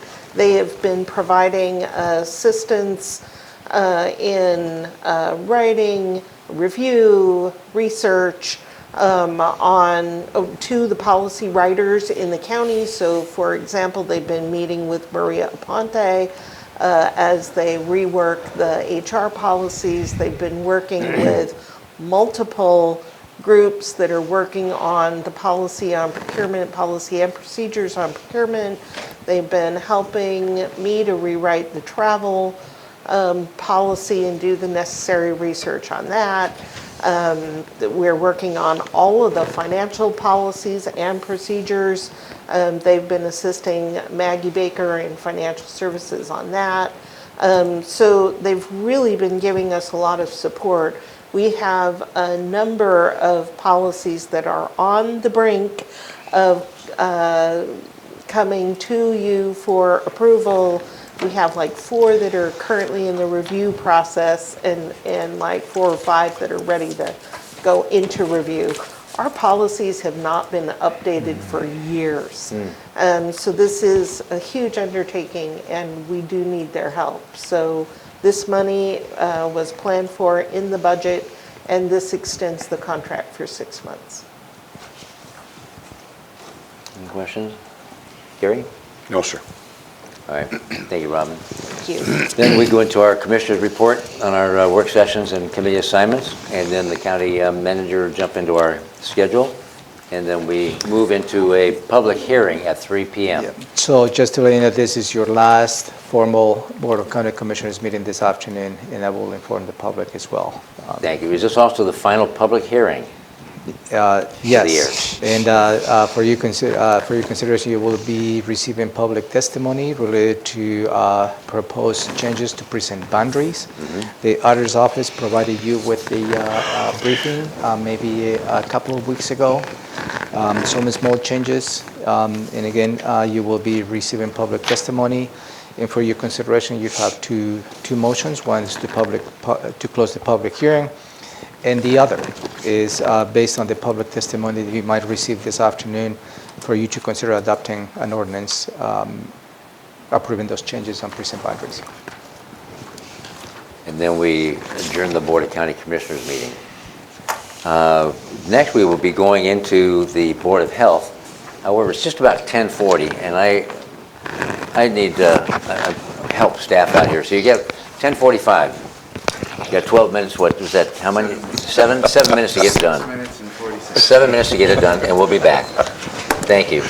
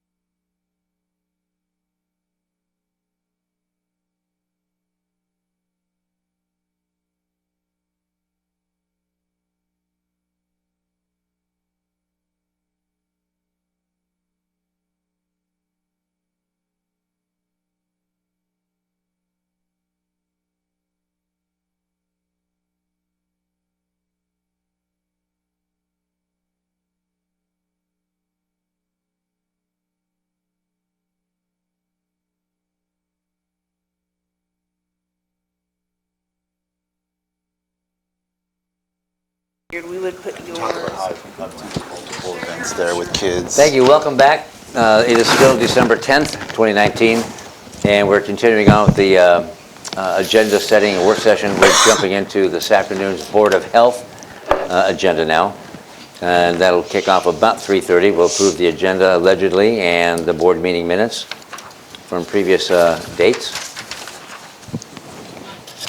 And then the first thing we get into is a proclamation. The first one is HIV and AIDS Awareness Month. Yay, welcome to the table. Hello, I am Liz Davis, the Director of Child, Family, and Community Wellness at Thurston County Public Health and Social Services. I'm filling in today for Director Shelley Slutter. Okay, Lydia Hodgkinson, Clerk of the Board of Health. welcome, Lydia. So go ahead, the first proclamation. So our first proclamation is to declare this month HIV and AIDS Awareness Month, and to urge all residents of Thurston County to learn more about HIV and AIDS, to get tested as part of their routine health care, to take steps to prevent acquiring or transmitting HIV and AIDS, and also working to reduce stigma around HIV and AIDS. Okay. Anything regarding that? And Patrick and Eric will be here? Yes. Got it. Next is another proclamation, Impaired Driving Prevention Month. Yes, you will hear from Jessie Knudsen from the Prosecuting Attorney's Office. This month, she will be highlighting through this proclamation the consequences of driving while under the influence of alcohol or drugs, and asking the commission to declare this as Impaired Driving Prevention Month, not just Drunk Driving Prevention Month. Okay. Anything? Anything on that? No. Then agenda item number 3, opportunity for the public to address the Board of Health. That will Expecting be an update on the syringe services program. No, we're backing up. Oh, sorry. We're on number 3, the opportunity is the public to address the Sorry. Board of Health. I You wrote aware of over that on anything? my notes. Aware of anything? Not aware of that might be anything. coming up? Are you aware of anything? No, sir. Are you? Okay. Number 4, department item, syringe services program. Yes, actually, hang on one second. Hanging. Marianne, in terms of public addressing the board, do we anticipate? Okay, just double checking on that. In terms of the syringe services program update, you'll be hearing from Marianne O'Garo, our senior epidemiologist, who's here today, and also Patrick Judkins, who will be talking to you about HIV and AIDS Awareness Month earlier. And they're going to provide you with some updated info about the current array of services that our syringe services program offers, and also areas of current program emphasis. Okay. Anything? No, sir. Nope. Agenda item number 5, Thurston thrives in the rear view mirror. Yes, you will be hearing from me, as well as from David Schaffert, who is the president and CEO of the Thurston County Chamber Foundation, and one of the new co-chairs of the Thurston Thrives Coordinating Council, Chris Wells, who's the executive director of the United Way of Thurston County, and we'll be providing you with some information about what was accomplished in Thurston Thrives this year, as well as sort of a glimpse of the year ahead. Okay. Anything on that? And that takes us to number 6, a resolution. As you know, Dr. Rachel Wood retired from service with Thurston County as our health officer as of December 1st.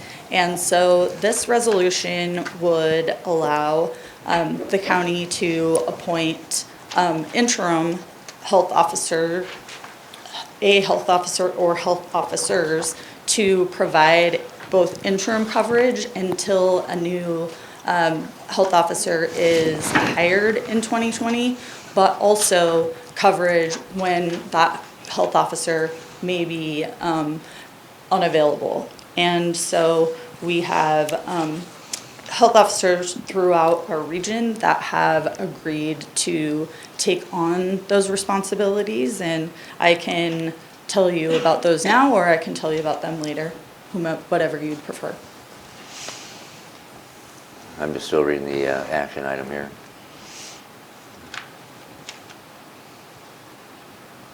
Okay, do you have any comments or questions on that? So You, Gary? the way we're handling this is we just have like a roster of potential people, and what will trigger, I mean, what I'm confused about is what is going to trigger us reaching out?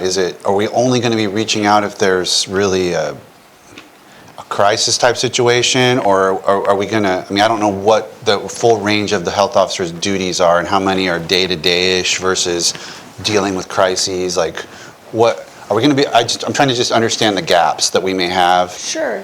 So in this system. That's kind of strange to me. So there are a variety of conditions that might require the intervention of a health officer and things that are specific triggers. And because those would make up the duties of one particular health officer, we basically are asking different ones to take over those duties throughout the state. For example, if we had a reported case of tuberculosis, that would go to Dr. Chris Spitters, who is the health officer in Seattle-King County.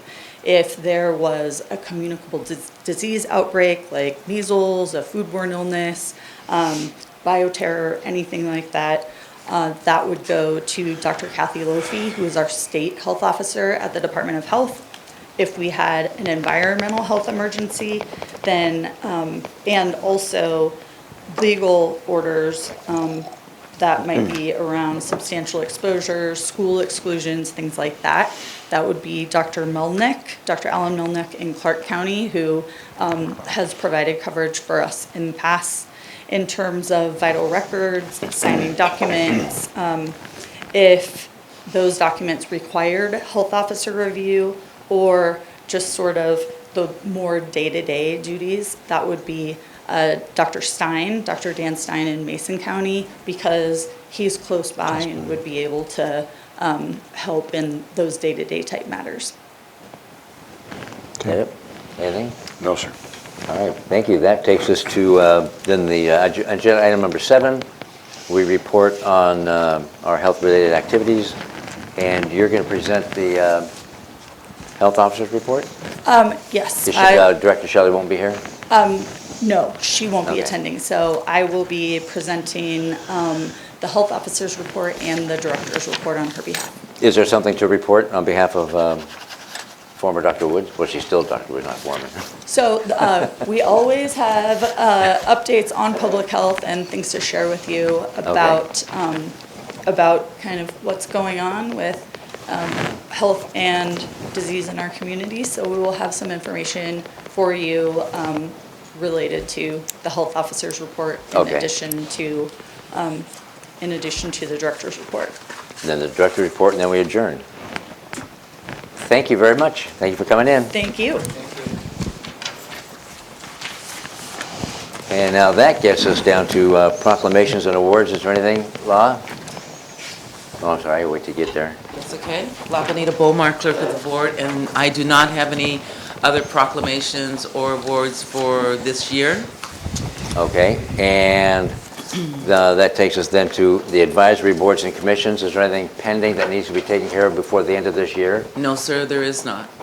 Do you have any questions about the boards? No, sir, I do not. In your packet, you do have some information regarding the agritourism. I've given you an information sheet so you know what the parameters of that particular board is. And we have received 2 applications for agritourism, and we have a couple of applications for the Fair Board. And Grace Ann Edwards has just submitted her application, and she is interested in a variety of boards and commissions. And I have sent the applications off to staff. Wonderful. Do you have anything you want to bring to law before the end of the year? Is that one of your? No, I would just bring up no relation that I'm aware of, sir. Okay. Do you have anything? There's no task, regarding right? boards? I have nothing. So then we'll just let this sit until 2020. How's that? Yes, sir. Thank you very much. Thank you, Law. Thank you. PIO check-in. Nothing. Okay, anything for the PIO? No, sir. When is it we're going to South County, South Bay, or wherever we're going? For the next out of Carpenter Road? I believe it's January 28th. Yeah, it's believe- late January. Yeah, so we're sending out a news release about it at the end of next week. So we'll start announcing it at the end of next week. And it's at the Farm Bureau. Farm Bureau, oh Carpenter. yeah, yep. Carpenter, yeah. Yes, So it's kind of almost lacy, basically. yeah. All right, thank Okay. you. Thank you, Megan. Thank you. Legislative update? Nothing at this point, Nothing. Commissioners. Public hearing, what we have one this afternoon, any decisions pending or briefing? Nope. All right, that gets us to commissioner items. The first one is the HCP, Habitat Conservation Plan update. Yeah, Jennifer Davis will come and give you a brief update on the Habitat Conservation Plan. And this is a little bit of update as to where we are, perhaps where we would like to be in the next year. Welcome, Jennifer. Thank you. Good morning, Jennifer Davis, Community Planning Manager with CPED. I'm just here to give you a little update. This is your last chance to hear about it this year. We are excited to report that we will be completing our third draft of the HCP by December 31st. We're working on resubmittal of a technically and legally sufficient draft that addresses all of the issues that U.S. Fish and Wildlife Service has asked us to address in our previous drafts that they reviewed. We've worked hard with U.S. Fish and Wildlife staff over the past couple of years on technical items. I believe we had 16 meetings with U.S. Fish and Wildlife staff and our staff working through the draft document. So we feel we're in a good spot now to resubmit. And Josh is here too to give you some context and history. Well, and I'm just, before you jump in, we used to be like this far apart, and we've gotten closer and closer and closer. Can you, I know it's not to scale, how close are we? So let's do a quick timeline to talk about how far apart we were and how close we are now. And so, sorry that I just popped in a little bit late. You guys were really quick on that last couple of items. Thank you. But Joshua Cummings, Director of Community Planning and Economic Development, and happy to hear Jennifer Davis provide some of that overview. Let me take you back just a little bit to a recent history. In July of 2018, the Board of County Commissioners approved our staff and CPED to submit the second draft of the Habitat Conservation Plan to the U.S. Fish and Wildlife Service. At that point, the Board of County Commissioners also approved CPED to begin technical review meetings with U.S. Fish and Wildlife Service. So there's the HCP essentially, as an overview, is the county getting a permit from the federal government for our citizens to use their land even though it has endangered species on it. And that permit is called an ITP, an incidental take permit. And so the Regional Office of the U.S. Fish and Wildlife Service essentially reviews the documents that we provide and provides their concerns to us on the pieces of the document that they'd like updated. So during the submittal, the second draft, directly after, we began meeting with the technical review team to go over the concerns that the Regional Office of U.S. Fish and Wildlife Service had with the draft that we submitted. And that's that part where we were very far apart. And over those 16 meetings, we came down through August 2018, the technical review meetings begin. The meetings narrow down the concerns. And then July of 2019, just this summer, U.S. Fish sent a letter to the Board of County Commissioners formally stating the final concerns and articulating what they needed to have accomplished in our third draft of the Habitat Conservation Plan. So from July of 2019 up to the past few months, our staff has been meeting with the U.S. Fish continually on those technical review meetings to specifically address those items. And on September 16th, Jennifer Davis joined the CPED team and looked at those items, and we're able to, with her experience and the work that she's done on HCPs in the past, was able to articulate really what our next steps were. We met with the Board of County Commissioners in a planning session on September 27th. We provided the conceptual financial plan, which was one of the remaining pieces in the Habitat Conservation Plan to be formalized. The Board of County Commissioners unanimously at that time approved the conceptual financial plan and for us to move forward with submittal of the third draft of the HCP when it was ready. And I don't want to take away Jennifer Davis's thunder on the great work that they've done in the past couple of months, but that's the history that leads up to we were here and now we are here. And now I'm going to pass the mic to Jennifer Davis to provide the big news and next steps. Okay. Well, I did a spoiler alert, so the big news is we're getting ready to resubmit. I have other exciting news too, though, is that the grants that cover a large part of our work on this were recently extended, so we received that news, which is great news for us. And then a new grant the funding was recently released for that. That's a very large grant that will help with our HCP implementation. Once we get through the review process, the SEPA and NEPA process, then we start to implement, and we are receiving a large grant pass through from the federal government through Washington Fish and Wildlife, and we expect to receive around $627,000 for that final implementation phase. So that's excellent news that we've received. We expect those award letters in the coming month. So the things we've worked on the draft, we've improved general readability. We've shortened a lot of sections to kind of get down to brass tacks of what it's supposed to cover. And we've resolved, we believe, all of the issues, technical issues that we've been responding to with U.S. Fish and Wildlife. Yeah, I think that's it, if you have questions. And we don't move on to SEPA until U.S. Fish approves the draft or the plan. So before we answer that question, we'll get to that real quick. One of the things I really have come to appreciate about Jennifer Davis is that she's not overly enthusiastic about things, and she's very technically proficient. But let me make it very clear, this is a big deal, that we have a third draft of the HCP completed for submittal before the end of 2019. So we have worked really hard to get to this point, and her team has been incredible at this process. Can you walk us through a little bit in terms of the submittal of the third draft to U.S. Fish and Wildlife? Yeah. And that really is not up to Fish and Wildlife to say approved, because then they will see the completeness of this plan, and only then will trigger for them to go through the NEPA review process.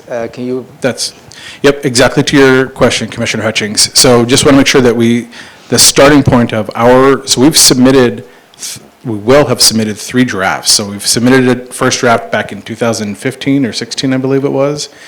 And then that was turned back to us and they said, we've got all these concerns. We submitted a second draft, like I said at the beginning in July of 2018. The next step, we submit this third draft. The U.S. Fish and Wildlife Service has the option to accept or ask for more questions. We, the Thurston County CPED, are providing that third draft to the U.S. Fish and Wildlife Service with the understanding that we have created a third draft that is legally defensible. Whether or not it is, from U.S. Fish and Wildlife's perspective, they make that determination. So they still may come back to us with more questions or concerns. The hope is that these technical review meetings have closed those technical concerns so closely that we can get them to formally accept our third draft of the HCP so that we can begin the next steps. And I'll hand the mic over to Jennifer for that. Well, and I want to get to my seatmates as well when you're done. But using your analogy yesterday, we're that close in answering all of U.S. Fish's concerns, but are we getting that, bring us another rock? So this is almost exactly that same analogy. As we talked about the citizens needing a permit from us to build things on their property, we're trying to get a permit from the federal government. And so we have kind of been in that scenario where it's like, we have this concern and this concern leads to that concern. And so we have been in that iterative process. And we are at this point hopeful that we've provided all of the rocks. We believe all of the rocks in the Bring Me Another Rock scenario are in this third draft. Okay. And that's what makes it, from our perspective, legally defensible. So just moving forward, I'll reiterate what Ramiro already said actually, is that the next phase, after we work through that final feedback with U.S. Fish in the first quarter, hopefully, of next year, 2020, then we would hope to move into the next phase of the process, which is environmental review of the HCP. That's SEPA and that's also NEPA. So that will be a pretty intensive process, a lot of public review and comment along the way. And so hopefully we can get to that, because that process itself, NEPA has to conclude within 12 months of beginning per federal law. So we're hopeful to start that sooner than later, but that all depends on acceptance of our HCP by U.S. Fish. Yeah, the State Environmental Policy Act and the National Environmental Protection Act. Thank you. They're basically companion environmental review processes. We run SEPA, the feds run NEPA. In reality, we work together to coordinate our efforts through that. And do they run parallel, or is it one done and then the other? They run parallel. Okay. Let me get to the commissioners now. And then you, I'm sure you got it. When you said the current grants are extended, do you mean in time or in actual money? In time. In Okay. time. So we get to continue to use, we haven't used up all the money and we get more time to finish using it? Exactly. Okay. And then you'll need to submit this, I assume you'll need the commissioners to thumbs up, or? Because I'm ready to come in on January 1st and have a meeting, if that's what you got to do. Well, you'll be alone. I'm just saying. Yeah, it's completely up to the commissioners of what level of review you want to do of the third draft prior to submittal. So we'd be happy to arrange a briefing if that's what you would like. I'm seeing nods in the beginning of January. Yeah. I want to follow up on the commissioner's statement. Yeah. When I get a minute. Okay. Okay. So go ahead. Yeah, I mean, as soon as we can, because like, this is not, it'd be one thing, like, this is draft 3. Right. I already know draft 2, and I already know all the direction that we gave you to bring draft 2 to draft 3, so not gonna need weeks to review it. I trust that you guys followed our direction, and I'll look at it as clearly as I can, but the important thing is to get those clocks rolling for the citizens. Great, Commissioner Evans. I guess I'm questioning whether or not it's going to be submitted by the end of the year. So when I'm talking to bureaucrats in Washington, D.C., I can say, next year when I'm talking to those folks, I can say, we submitted it first of this year, or we submitted it at the end of last year. When are we going to actually submit? We have assurances from our technical consultant that we'll have a draft completed by the end of this year.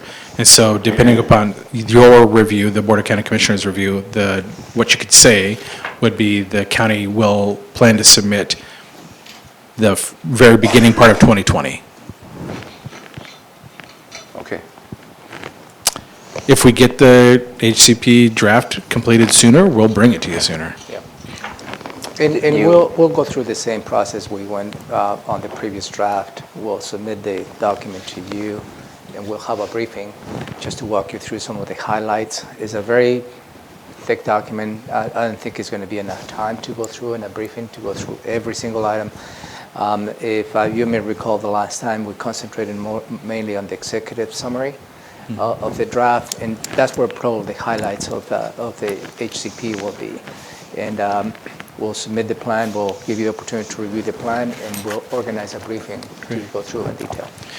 And I'd say there isn't substantive changes from the draft that you guys have already reviewed intensely in draft number 2. What we've done is tightened up and added clarification. So the review should be very similar. It's going to look pretty similar to what you've seen already. But you said you have a technical advisor, someone says it's ready to go, but you also say it's legally defensible. Have we had legal look at it then? We have. Okay. Yep. Go ahead, Gary.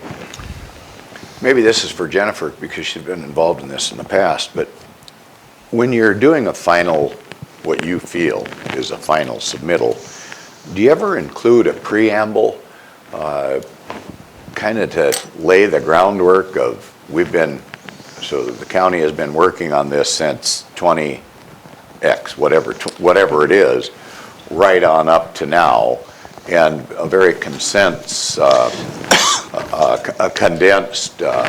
version of what the citizens of Thurston County have been going through during that period of time? So I'll take a quick shot and then hand it over to Jennifer. But when we submitted the second draft of the HCP, we did have a transmittal letter that essentially did just that. We provided some of the history and some of the impact and said, we hope that this works. But anything more formal than that, I hand it over to Jennifer. I think those are appropriate points to make in the transmittal letter, and we could draft a transmittal letter for you to look at when we have our briefing before we submittal. I think it might help those final bureaucrats that will review and approve or deny this to know the struggle that this community has been going through over the years. Noted. Anything else? Anything? I just need to know then, ahead of time, when I can load the cannons up with confetti and glitter and get the marching band ready. Well, we look forward to having that conversation with U.S. Fish and Wildlife Service. Okay. So just let keep me know. keep in mind, just in terms of expectations, after the U.S. Fish and Wildlife accepts Accept it. that, the NEPA process is close to 18 months. Yeah, I get that. So I thought you said 12 months. Yeah, I has to thought be 12 done. months too. I'm just giving a little bit of the NEPA process, and then goes through the Federal Register for their review and final approval. Well, we'll have that conversation with U.S. Fish to confirm that timeline on that, but we understand it's 12 months at this time. But we'll have that conversation to clarify But for 12 sure. months for the NEPA, but then the approval. Thank you. Yeah, exactly. And so we want to get through this. Addressing the That's good. confetti. Yeah. No, Confetti I celebration. haven't ordered it yet. I know it's a ways down the road. Well, and it depends how much confetti and for what hurdle. I mean, there's lots of Yeah. different gates to get through. But I would say, just to make sure that it's clear, that this past few months that we've been working, past a year or so with the U.S. Fish and Wildlife Service, our teams have worked tightly and in a coordinated fashion to try and find a path forward.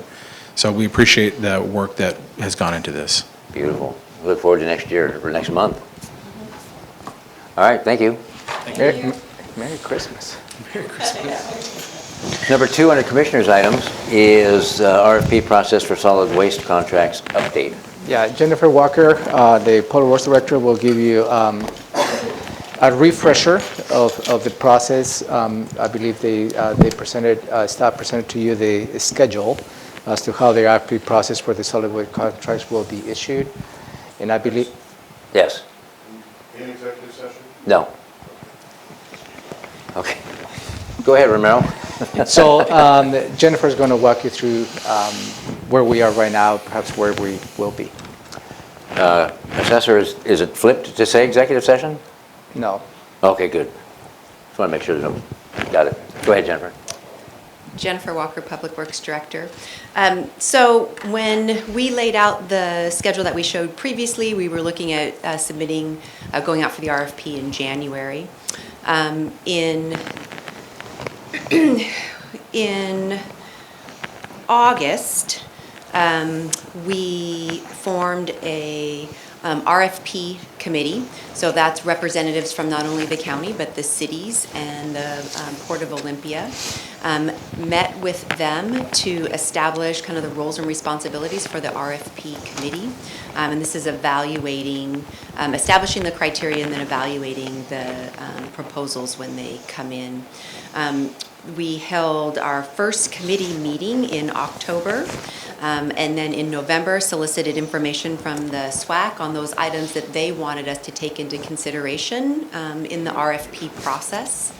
At the end of November, we got approval from the board to enter into a contract for outside legal counsel. So I am meeting with them, having a conference call with them on the 16th to talk about kind of next steps in the process, incorporating in their perspective and feedback on some of those items that we need to take into consideration for the RFP before we go out. But we anticipate that RFP process happening in 2020, probably first quarter, but until I have that conversation with Steve DiGiulio from Garver Foster, I want to hold off, and then I'll provide an actual update of the RFP schedule. Okay. Go ahead, I'll start here. Oh, go ahead. Yeah. Where are we at on, I guess I'll say the SWAC committee brought this forward as requesting that we do some type of a delay on moving forward with the RFP. So where are we at on that, or how has that come about, or what's up? That's part of the conversation that we'll have with outside legal counsel in terms of what to consider. That's where we are with that. Well, can I follow up on, I have a related question. The last I heard about this was when we had our joint meeting with City of Lacey at the Lacey Council Chambers, and it seemed like we had agreement on a 3-year delay on this. So We had agreement on a 3-year extension of the contract. Of the existing contracts. Right. The existing contracts will lapse in May 2020. So staff is going to be bringing for your consideration an extension of the contracts. Because the RFP process will take 3 years? To allow the RFP process to go through. I don't believe, never was discussed to delay the RFP process, so I'm a little bit confused about that comment, Commissioner, because as far as staff's perspective, we're moving forward and issuing the RFP. The extension of the contract is what we discussed. We have monthly meetings with the SWAC, and at the last meeting, well, all along, they've been asking it to be delayed. They sent RFP letter, process. yeah.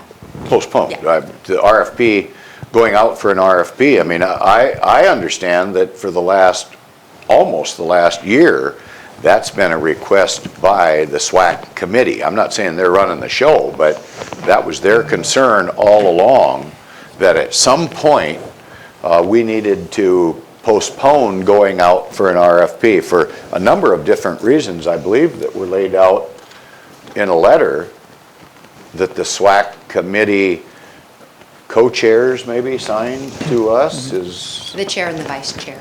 okay. But it was predicated on the opportunity for the Cowlitz County landfill. I know that came into it. And that has come and gone, I believe, as an opportunity. Well, I guess from my perspective, I do not like the idea of rushing into anything. I'll just say that I think that was a big problem in where we're going with the courthouse today.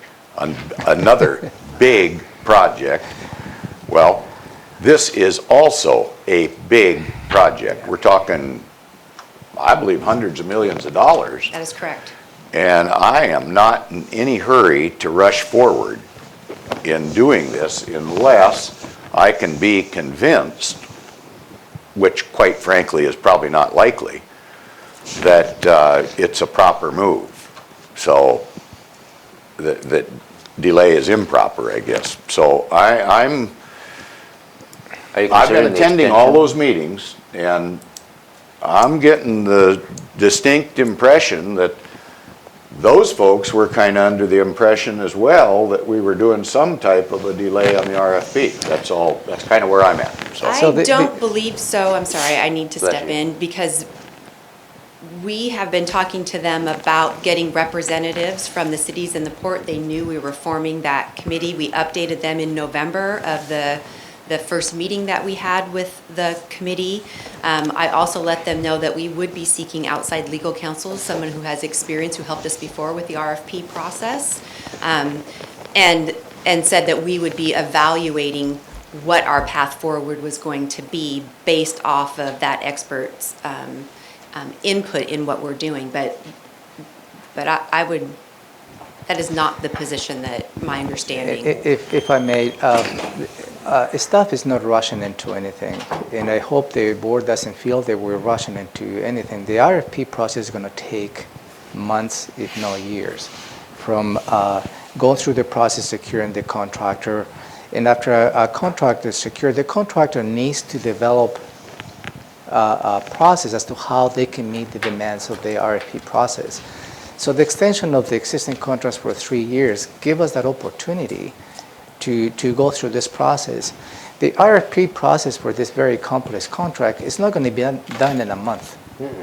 So I apologize if we feel rushed on this thing. The only thing that we are planning to do is with the legal counsels to walk us through to make sure that we take the right steps to be transparent.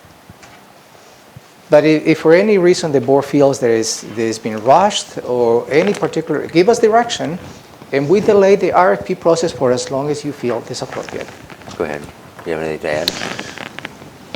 I think the misinformation or the disconnect is that me not remembering or realizing how long it could possibly take. I mean, the idea that an RFP process could take years is something I'm just not familiar with. So in light of, if that's true, and I have no reason to doubt what you're saying, then it makes sense for us to start working through the pieces of that process. Yeah, the RFP process itself, putting that proposal package together for then people to vote to bid on that, I mean, to submit a proposal, then it's the evaluation of it. I mean, that is going to take a few that'll take a few months. The actual negotiating of the contract and then reaching an agreement and then them providing, getting ready to take on that contract. So equipment that they need to order,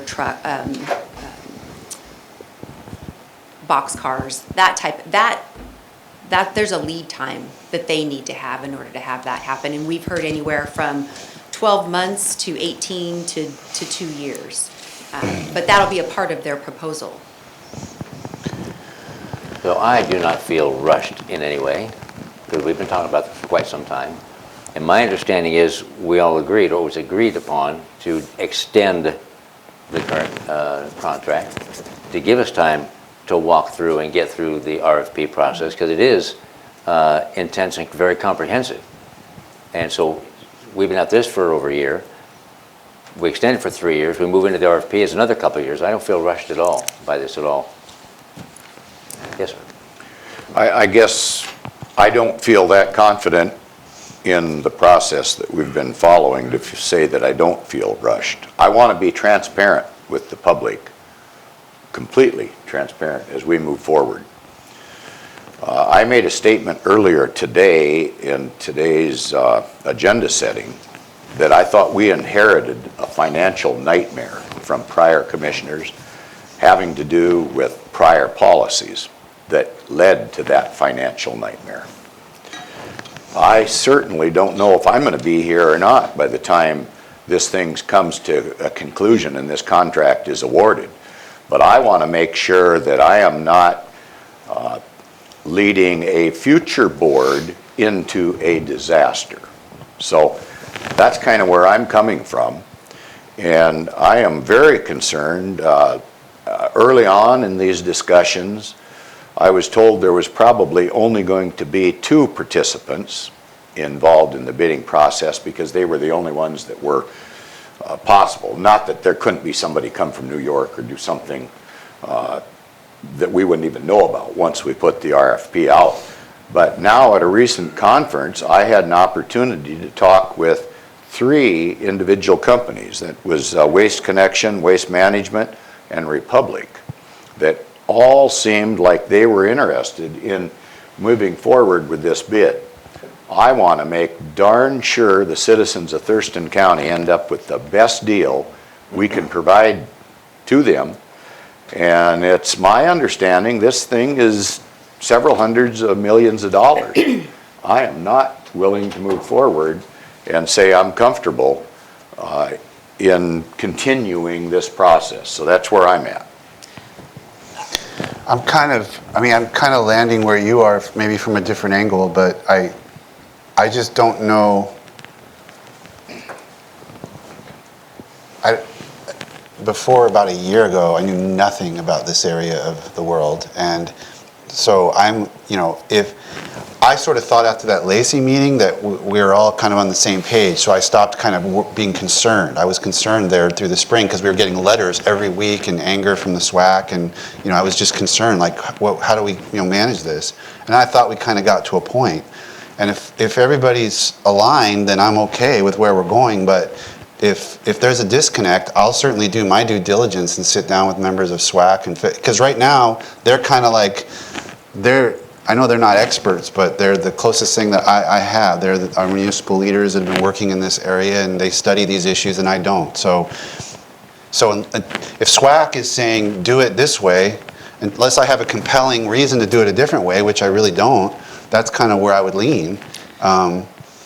And if we're not on the same page about that, then I'll do some more looking into this. I just didn't know until this morning that this was I thought we'd kind of all got into an agreement about where we were headed. So, and I didn't know what Commissioner Edwards' thoughts were. So, like, I want to get this right too. I know that we're at the top of we're in a certain economic part of the cycle that and it is a situation where we got to get it right because this is locking us into a lot of money for a lot of years. So as you respond, Jennifer, is there a disconnect or not? But go ahead and respond now. I can't speak to that. What I can say is that staff never said that only 2 people or 2 companies would be bidding, number one. Second, we're in negotiations for contract extensions. And so when we start saying we're going to extend for 3 years, we're going to delay, when we start talking about our strategy, because that's going to influence our strategy for contract negotiations, that is problematic in negotiations for our contracts, is what I That would makes say. perfect sense. Yeah, that makes perfect sense. Did you have something, hang on, just Gary. Did you have something that you were trying to get in? I just probably want to state the fact the staff is served at the pleasure of the board. And if the board likes to provide a direction to delay the RFP process for as long as you think is feasible, please give us that direction. And if you like to extend the existing contract for the next 3 years, or perhaps for the next 20 years, which you do have the option, you have the option to take that on as well. The only thing that we can provide to the board, what at least from my point of view, is go through a transparent process as Commissioner Edwards is like to see. And the request for proposal is the most transparent process in which any vendor can provide a proposal to provide the services to the citizens. But if that is not the way you would like to do as a board, please give us direction. And not extending the contract is problematic? Yes. Go ahead, Commissioner. Well, I'm not opposed to extending the contract at all. I think that makes sense. In the process of extending the contract, that allows us adequate time to get it right. And that's kind of where I'm coming from. And I'm going to refer back to past history. This county has not always made good decisions when it comes to financial activities. And we're paying a penalty for it right now. And I do take exception to somebody in staff did tell me somewhere along the line, now I haven't got those notes that I can bring out, but there was likely going to be 2 bidders, that others were not likely to bid. But now I'm told that there is a distinct possibility from 3 individual companies that approached me while I was over at the county convention in Spokane. And taking that into consideration, that's a change. Recognizing what the SWAC committee wants to do or had recommended, I want to take that into consideration because we're all in this game together. And I do think that those jurisdictions as well, I'm sure this board as well wants to make the best decision that we can make for the citizens of Thurston County. And I'm not just throwing doubt on anybody. I'm a realist. 30 years ago, I was in the FBI Academy and they talked about connections to organized crime and be very careful about how you approach garbage contracts. I think that's still alive and well today. I'm not saying there's any organized crime in it, but I want to get it right. And yes, I do feel that we're moving too fast on this issue. So I want to extend the contract, but I also want to allow for adequate time. And you're going to ask me, well, what is that adequate time? I don't know the answer to that because I'm not knowledgeable about this. I'm trying to bring myself up to speed at every area. So the extension of the contract, I think we've already agreed that that's something we're going to do. Haven't we made that decision? No, it's coming up. You haven't done yet. We have not done that yet? No. We are negotiating the terms of the extensions. Of the extension itself, but not moving forward with the RFP. We got direction to move forward. Yeah. We got direction. We presented to the board, I think on 3 separate occasions last year, the different options that were available on how to move forward with our current contracts and the procurement process.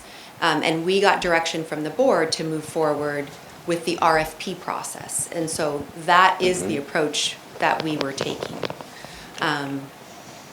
That's my memory. Okay. So Wait, we got to tag it in. you're on the SWAC, right, Commissioner? Yes, sir. So I just, between the kind of, I guess my own lack of clarity about whether we were talking about extending the contract or starting the RFP, I'd like to just have a definitive understanding of SWAC's position if you could bring that back to us from the next meeting, or I can do the legwork myself, but since you're on the board, I trust your characterization. The position that I understood, although they're just an advisory group, Yeah. was that they were advocating to delay the process. They asked for a 5-year delay. Is that right? Was that letter a 5-year delay they were asked for? They were asking for a 5-year contract extension.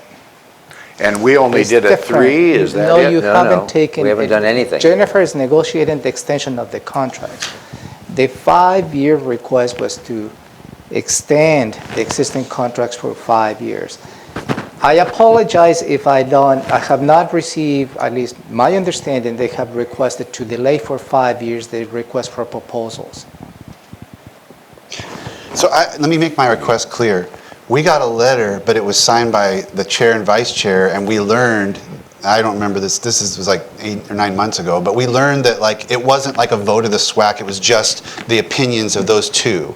And so it was kind of discredited, or it was, not attacked, I don't want to use too strong words. It was questioned as like, this is only two people's opinion, it's really not the SWAC's opinion. So I would like to know the SWAC's opinion, because I can name 4 people on the SWAC, just off the top of my head, who I very much trust their opinion and their diligence as officials, and this is their expertise. You want to talk about transportation and intercity transit? Ask me. I sit on the board and I work really hard at that. I would trust the people, the elected leaders that I know who are working on solid waste issues. Not that I'll just do what they say, but that will weigh quite heavily on my thinking about what the right thing is to do. And I don't think I don't feel like sitting here I have that opinion, because we have that letter, but that was only Stedman and Renee Sinclair. Renee. And so I'd like to know, can the SWAC give us advice? That's what they're for, right? By statute, they're to give us advice on these issues. And I believe the SWAC, correct me if I'm wrong, but the SWAC recommended the board to extend the contracts for 5 years. And the extension of the contracts for 5 years was to allow enough time for the request for proposals to go through without rushing it. Okay. I personally don't recall the SWAC asking the board to delay the request for proposals for 5 years.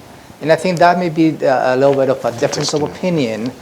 I don't recall that, but I don't attend the meetings. That goes right back to the Lacey meeting, because I think it was right before the Lacey meeting where we got the 5-year request, and then we had the Lacey meeting, and you said, we're looking at 3. Extend and then the Stedman, contract. who was there as the chair of SWAC and part of the Lacey Council, said, that sounds okay with me. And then somebody from the crowd who's on the board popped up and said, that works for me too. That's why I walked out of there thinking we're all in agreement on how we're approaching this. So that's my understanding, and I believe Jennifer is negotiating the extension of the contract, and I believe the vendor would like to have a 5-year extension. And that is the negotiation that Jennifer is working through in the extension of the contract.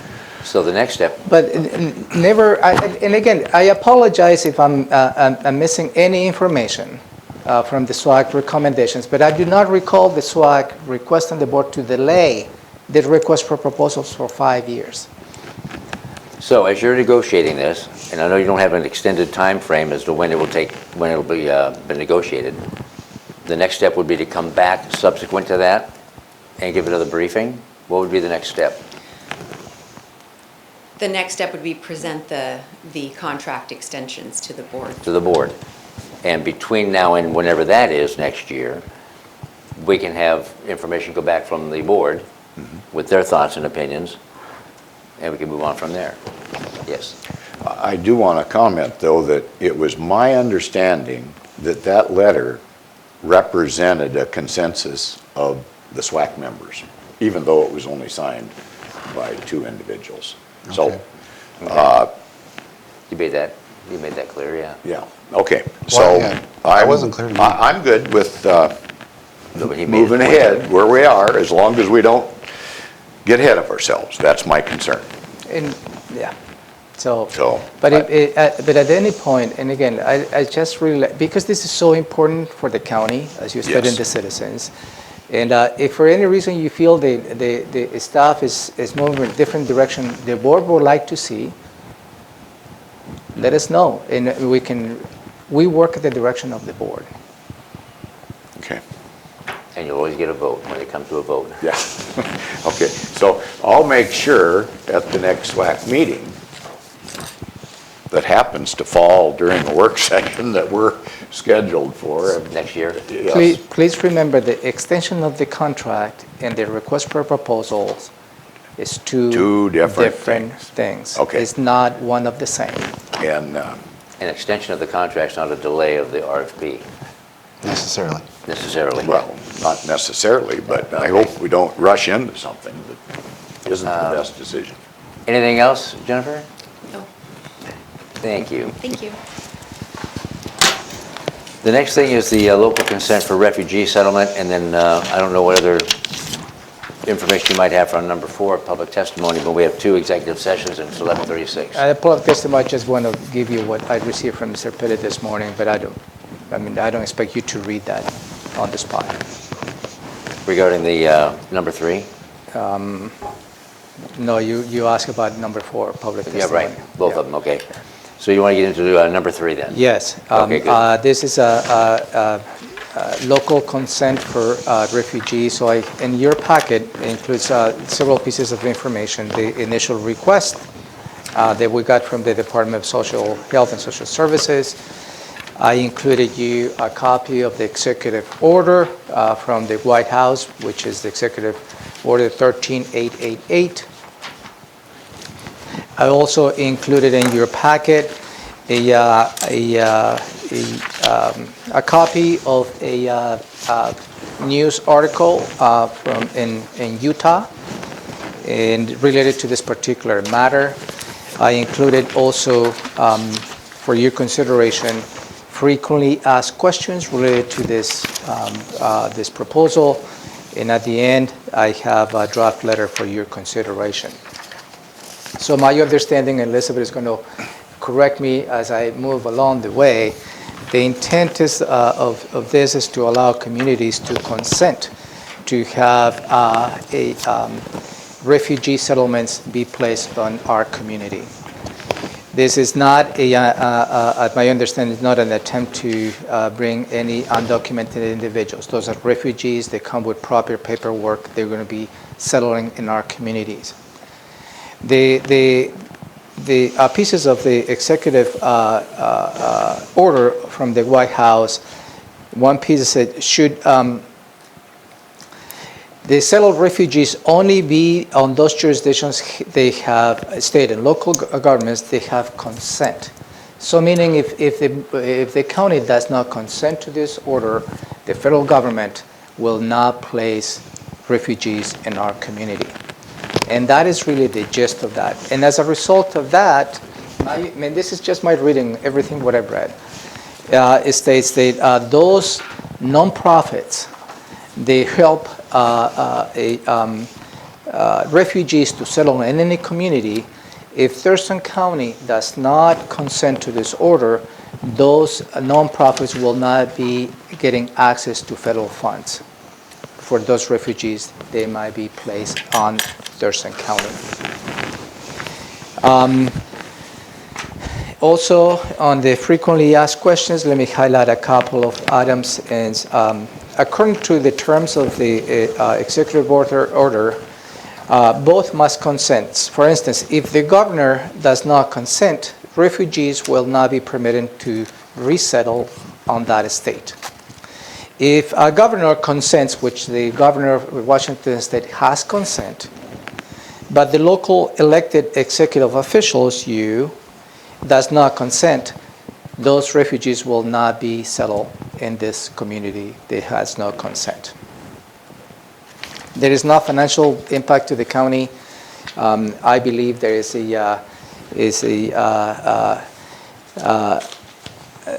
an option to say whether you would like to bring refugees to our community to be settled. The county does not have a program to settle refugees in our community, but other nonprofits do, and they go through that process. So there's no financial adverse or benefit to the county, one way or the other, but it impacts the nonprofits. Really, I think it boils down whether the board would like to have refugees to be settled in Thurston County, bottom line. and there's no punitive action taken if we don't. Well, if you do not consent, then what you're saying is refugees will not, you'll not allow refugees to settle in Just this settle here, community. and then the nonprofits don't receive funding. Yeah, that is Got my, it. that is my I get read, that. that is my read of the executive Okay. order. Hang on. Do you have something to add before we get into questions, Elizabeth? After you introduce yourself? Elizabeth Thank you. Petrich, Thurston County Deputy Prosecuting Attorney. With respect to your question about impact to the community, whether you accept them or don't accept them, my understanding is if you don't accept refugees, then those refugees that are currently here and have other family members that they're still trying to reunite with, they may need to relocate because those family members that have not come to the country yet will be placed in a different state or a different locality.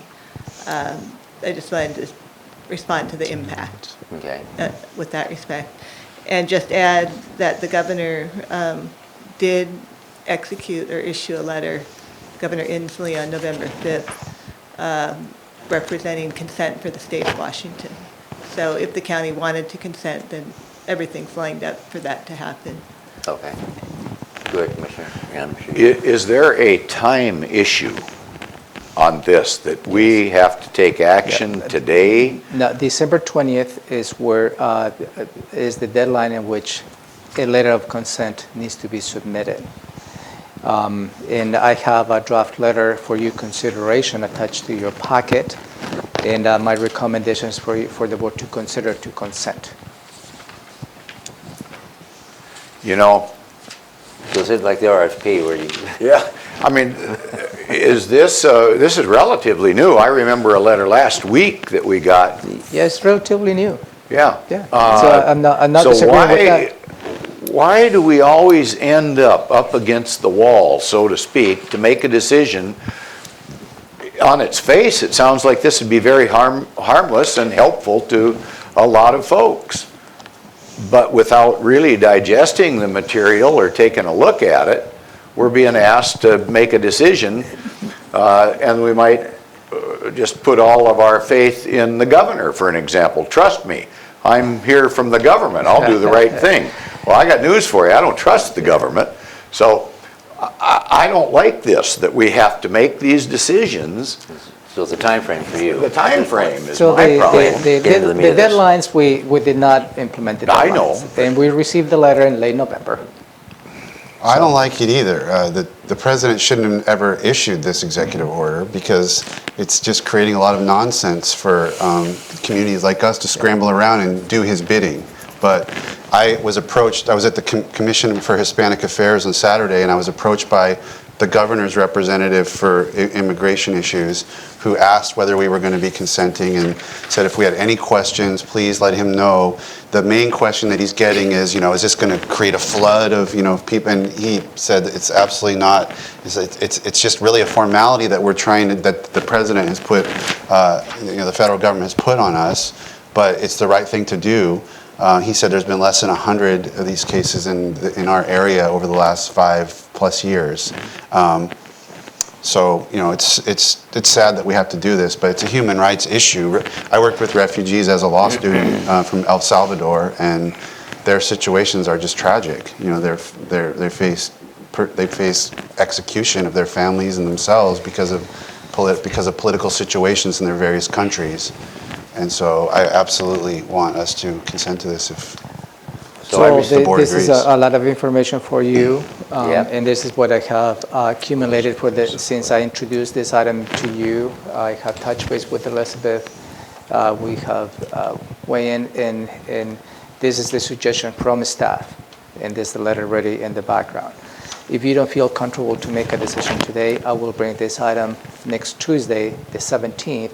It will give you time to read all this information that I have provided to you. At that point, I will ask you whether you'd like to consent or not, because the deadline is December 20th. So let me go back to Elizabeth. You can finish up.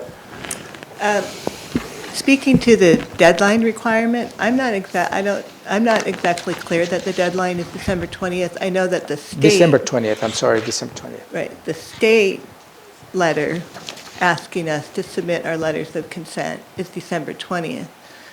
But I want to check into what the federal deadline is. And the reason I bring that up is because there is a recent it's a news article, so I need to follow up on the fact check. But the news article indicates that the officials have to make their decision by June. So there may or may not be some more time to consider this letter. So I just want to put that out. We can have that information to you back by Tuesday. So on the frequently asked questions related to the executive order, it states that this order will take effect December 25th, 2019. Right. So that might be probably the deadline. Well, the order takes effect, but I think there's a period of time to allow people to respond to and it's not an order, it's just, well, the executive order. I would just like to double check the timeline. Well, let me offer this, so I can weigh in on it. When I first received this letter back mid-November, it was new to me. And then when I see some of the other attached documents now, the copy of the order from the feds and the state, I haven't had a chance to read those yet. And I'm not opposed to it by any means, I'm not. And especially if they're doing it currently, and it sounds like they're doing this currently, resettlement here. And I don't want to screw up anybody that's currently here or prohibit future folks from coming. And I'm looking at this from the proposed letter to sign that I would be signing. It says, I consent to initial refugee settlement. What does that mean, initial? There's no subsequent? Is it just one family, one person, or is it? This is just a form letter they supplied to us. Okay, I still don't know what that means, though. I know what it means, the initial, but I don't know if that needs to be in there. Rather, that consent to refugee settlement. It says initial. Just wondering. I would guess it means we agree that they place, I mean, anything that happens subsequently, they break the law, or, there's, no, just we're not agreeing for time memorial or for any specific amount of time, but we are saying they may be initially settled Because here. it's in reference to the executive order. Okay, all right. So I'm not opposed to it, but if my seatmates want more time or you need more time to look at the deadline date, that's fine. I just don't want to put it off until June if we need to get a letter in or if it's going to prevent folks from being settled. So I will bring this item again on next Tuesday, the 17th. And I don't want to harm our nonprofits that are working with these folks. Yes. And if you come on the 17th, does that mean legal counsel will have had time to review and can let us know when that time is? Because I am very concerned with government that comes to local, the upper government, whether it's federal or state, and comes to local government. I'll just use as an example, we had a recent piece of legislation that was passed that was supposed to give us some kind of funding to deal with affordable housing and such, and they needed a response almost immediately, and the Attorney General, who's supposed to come up with the policy, has until next year sometime to come up with it. So I'm fired up about all this stuff. I don't disagree with you, and I'd like to echo Commissioner Mintzer's statement on the executive order. And at least from this is just my personal point of view, resettlement of refugees has been a practice of our society for many decades and years. And those settlements of refugees have occurred across the United States of America. Mm-hmm. I don't understand the purpose of the intent of this executive order. Okay. Well, then I'm just trying to describe what that is. Look at it a week from now or whatever. I'd like to vote on it by next week, but I'm fine with taking it up next week. I got a pen ready for a signature. Elizabeth, thank you very kindly. Romero, do you have anything for public comment? I just want to distribute the letter that I just received from Mr. Pitt this morning. And again, I'm not expecting you to read this right now, but just making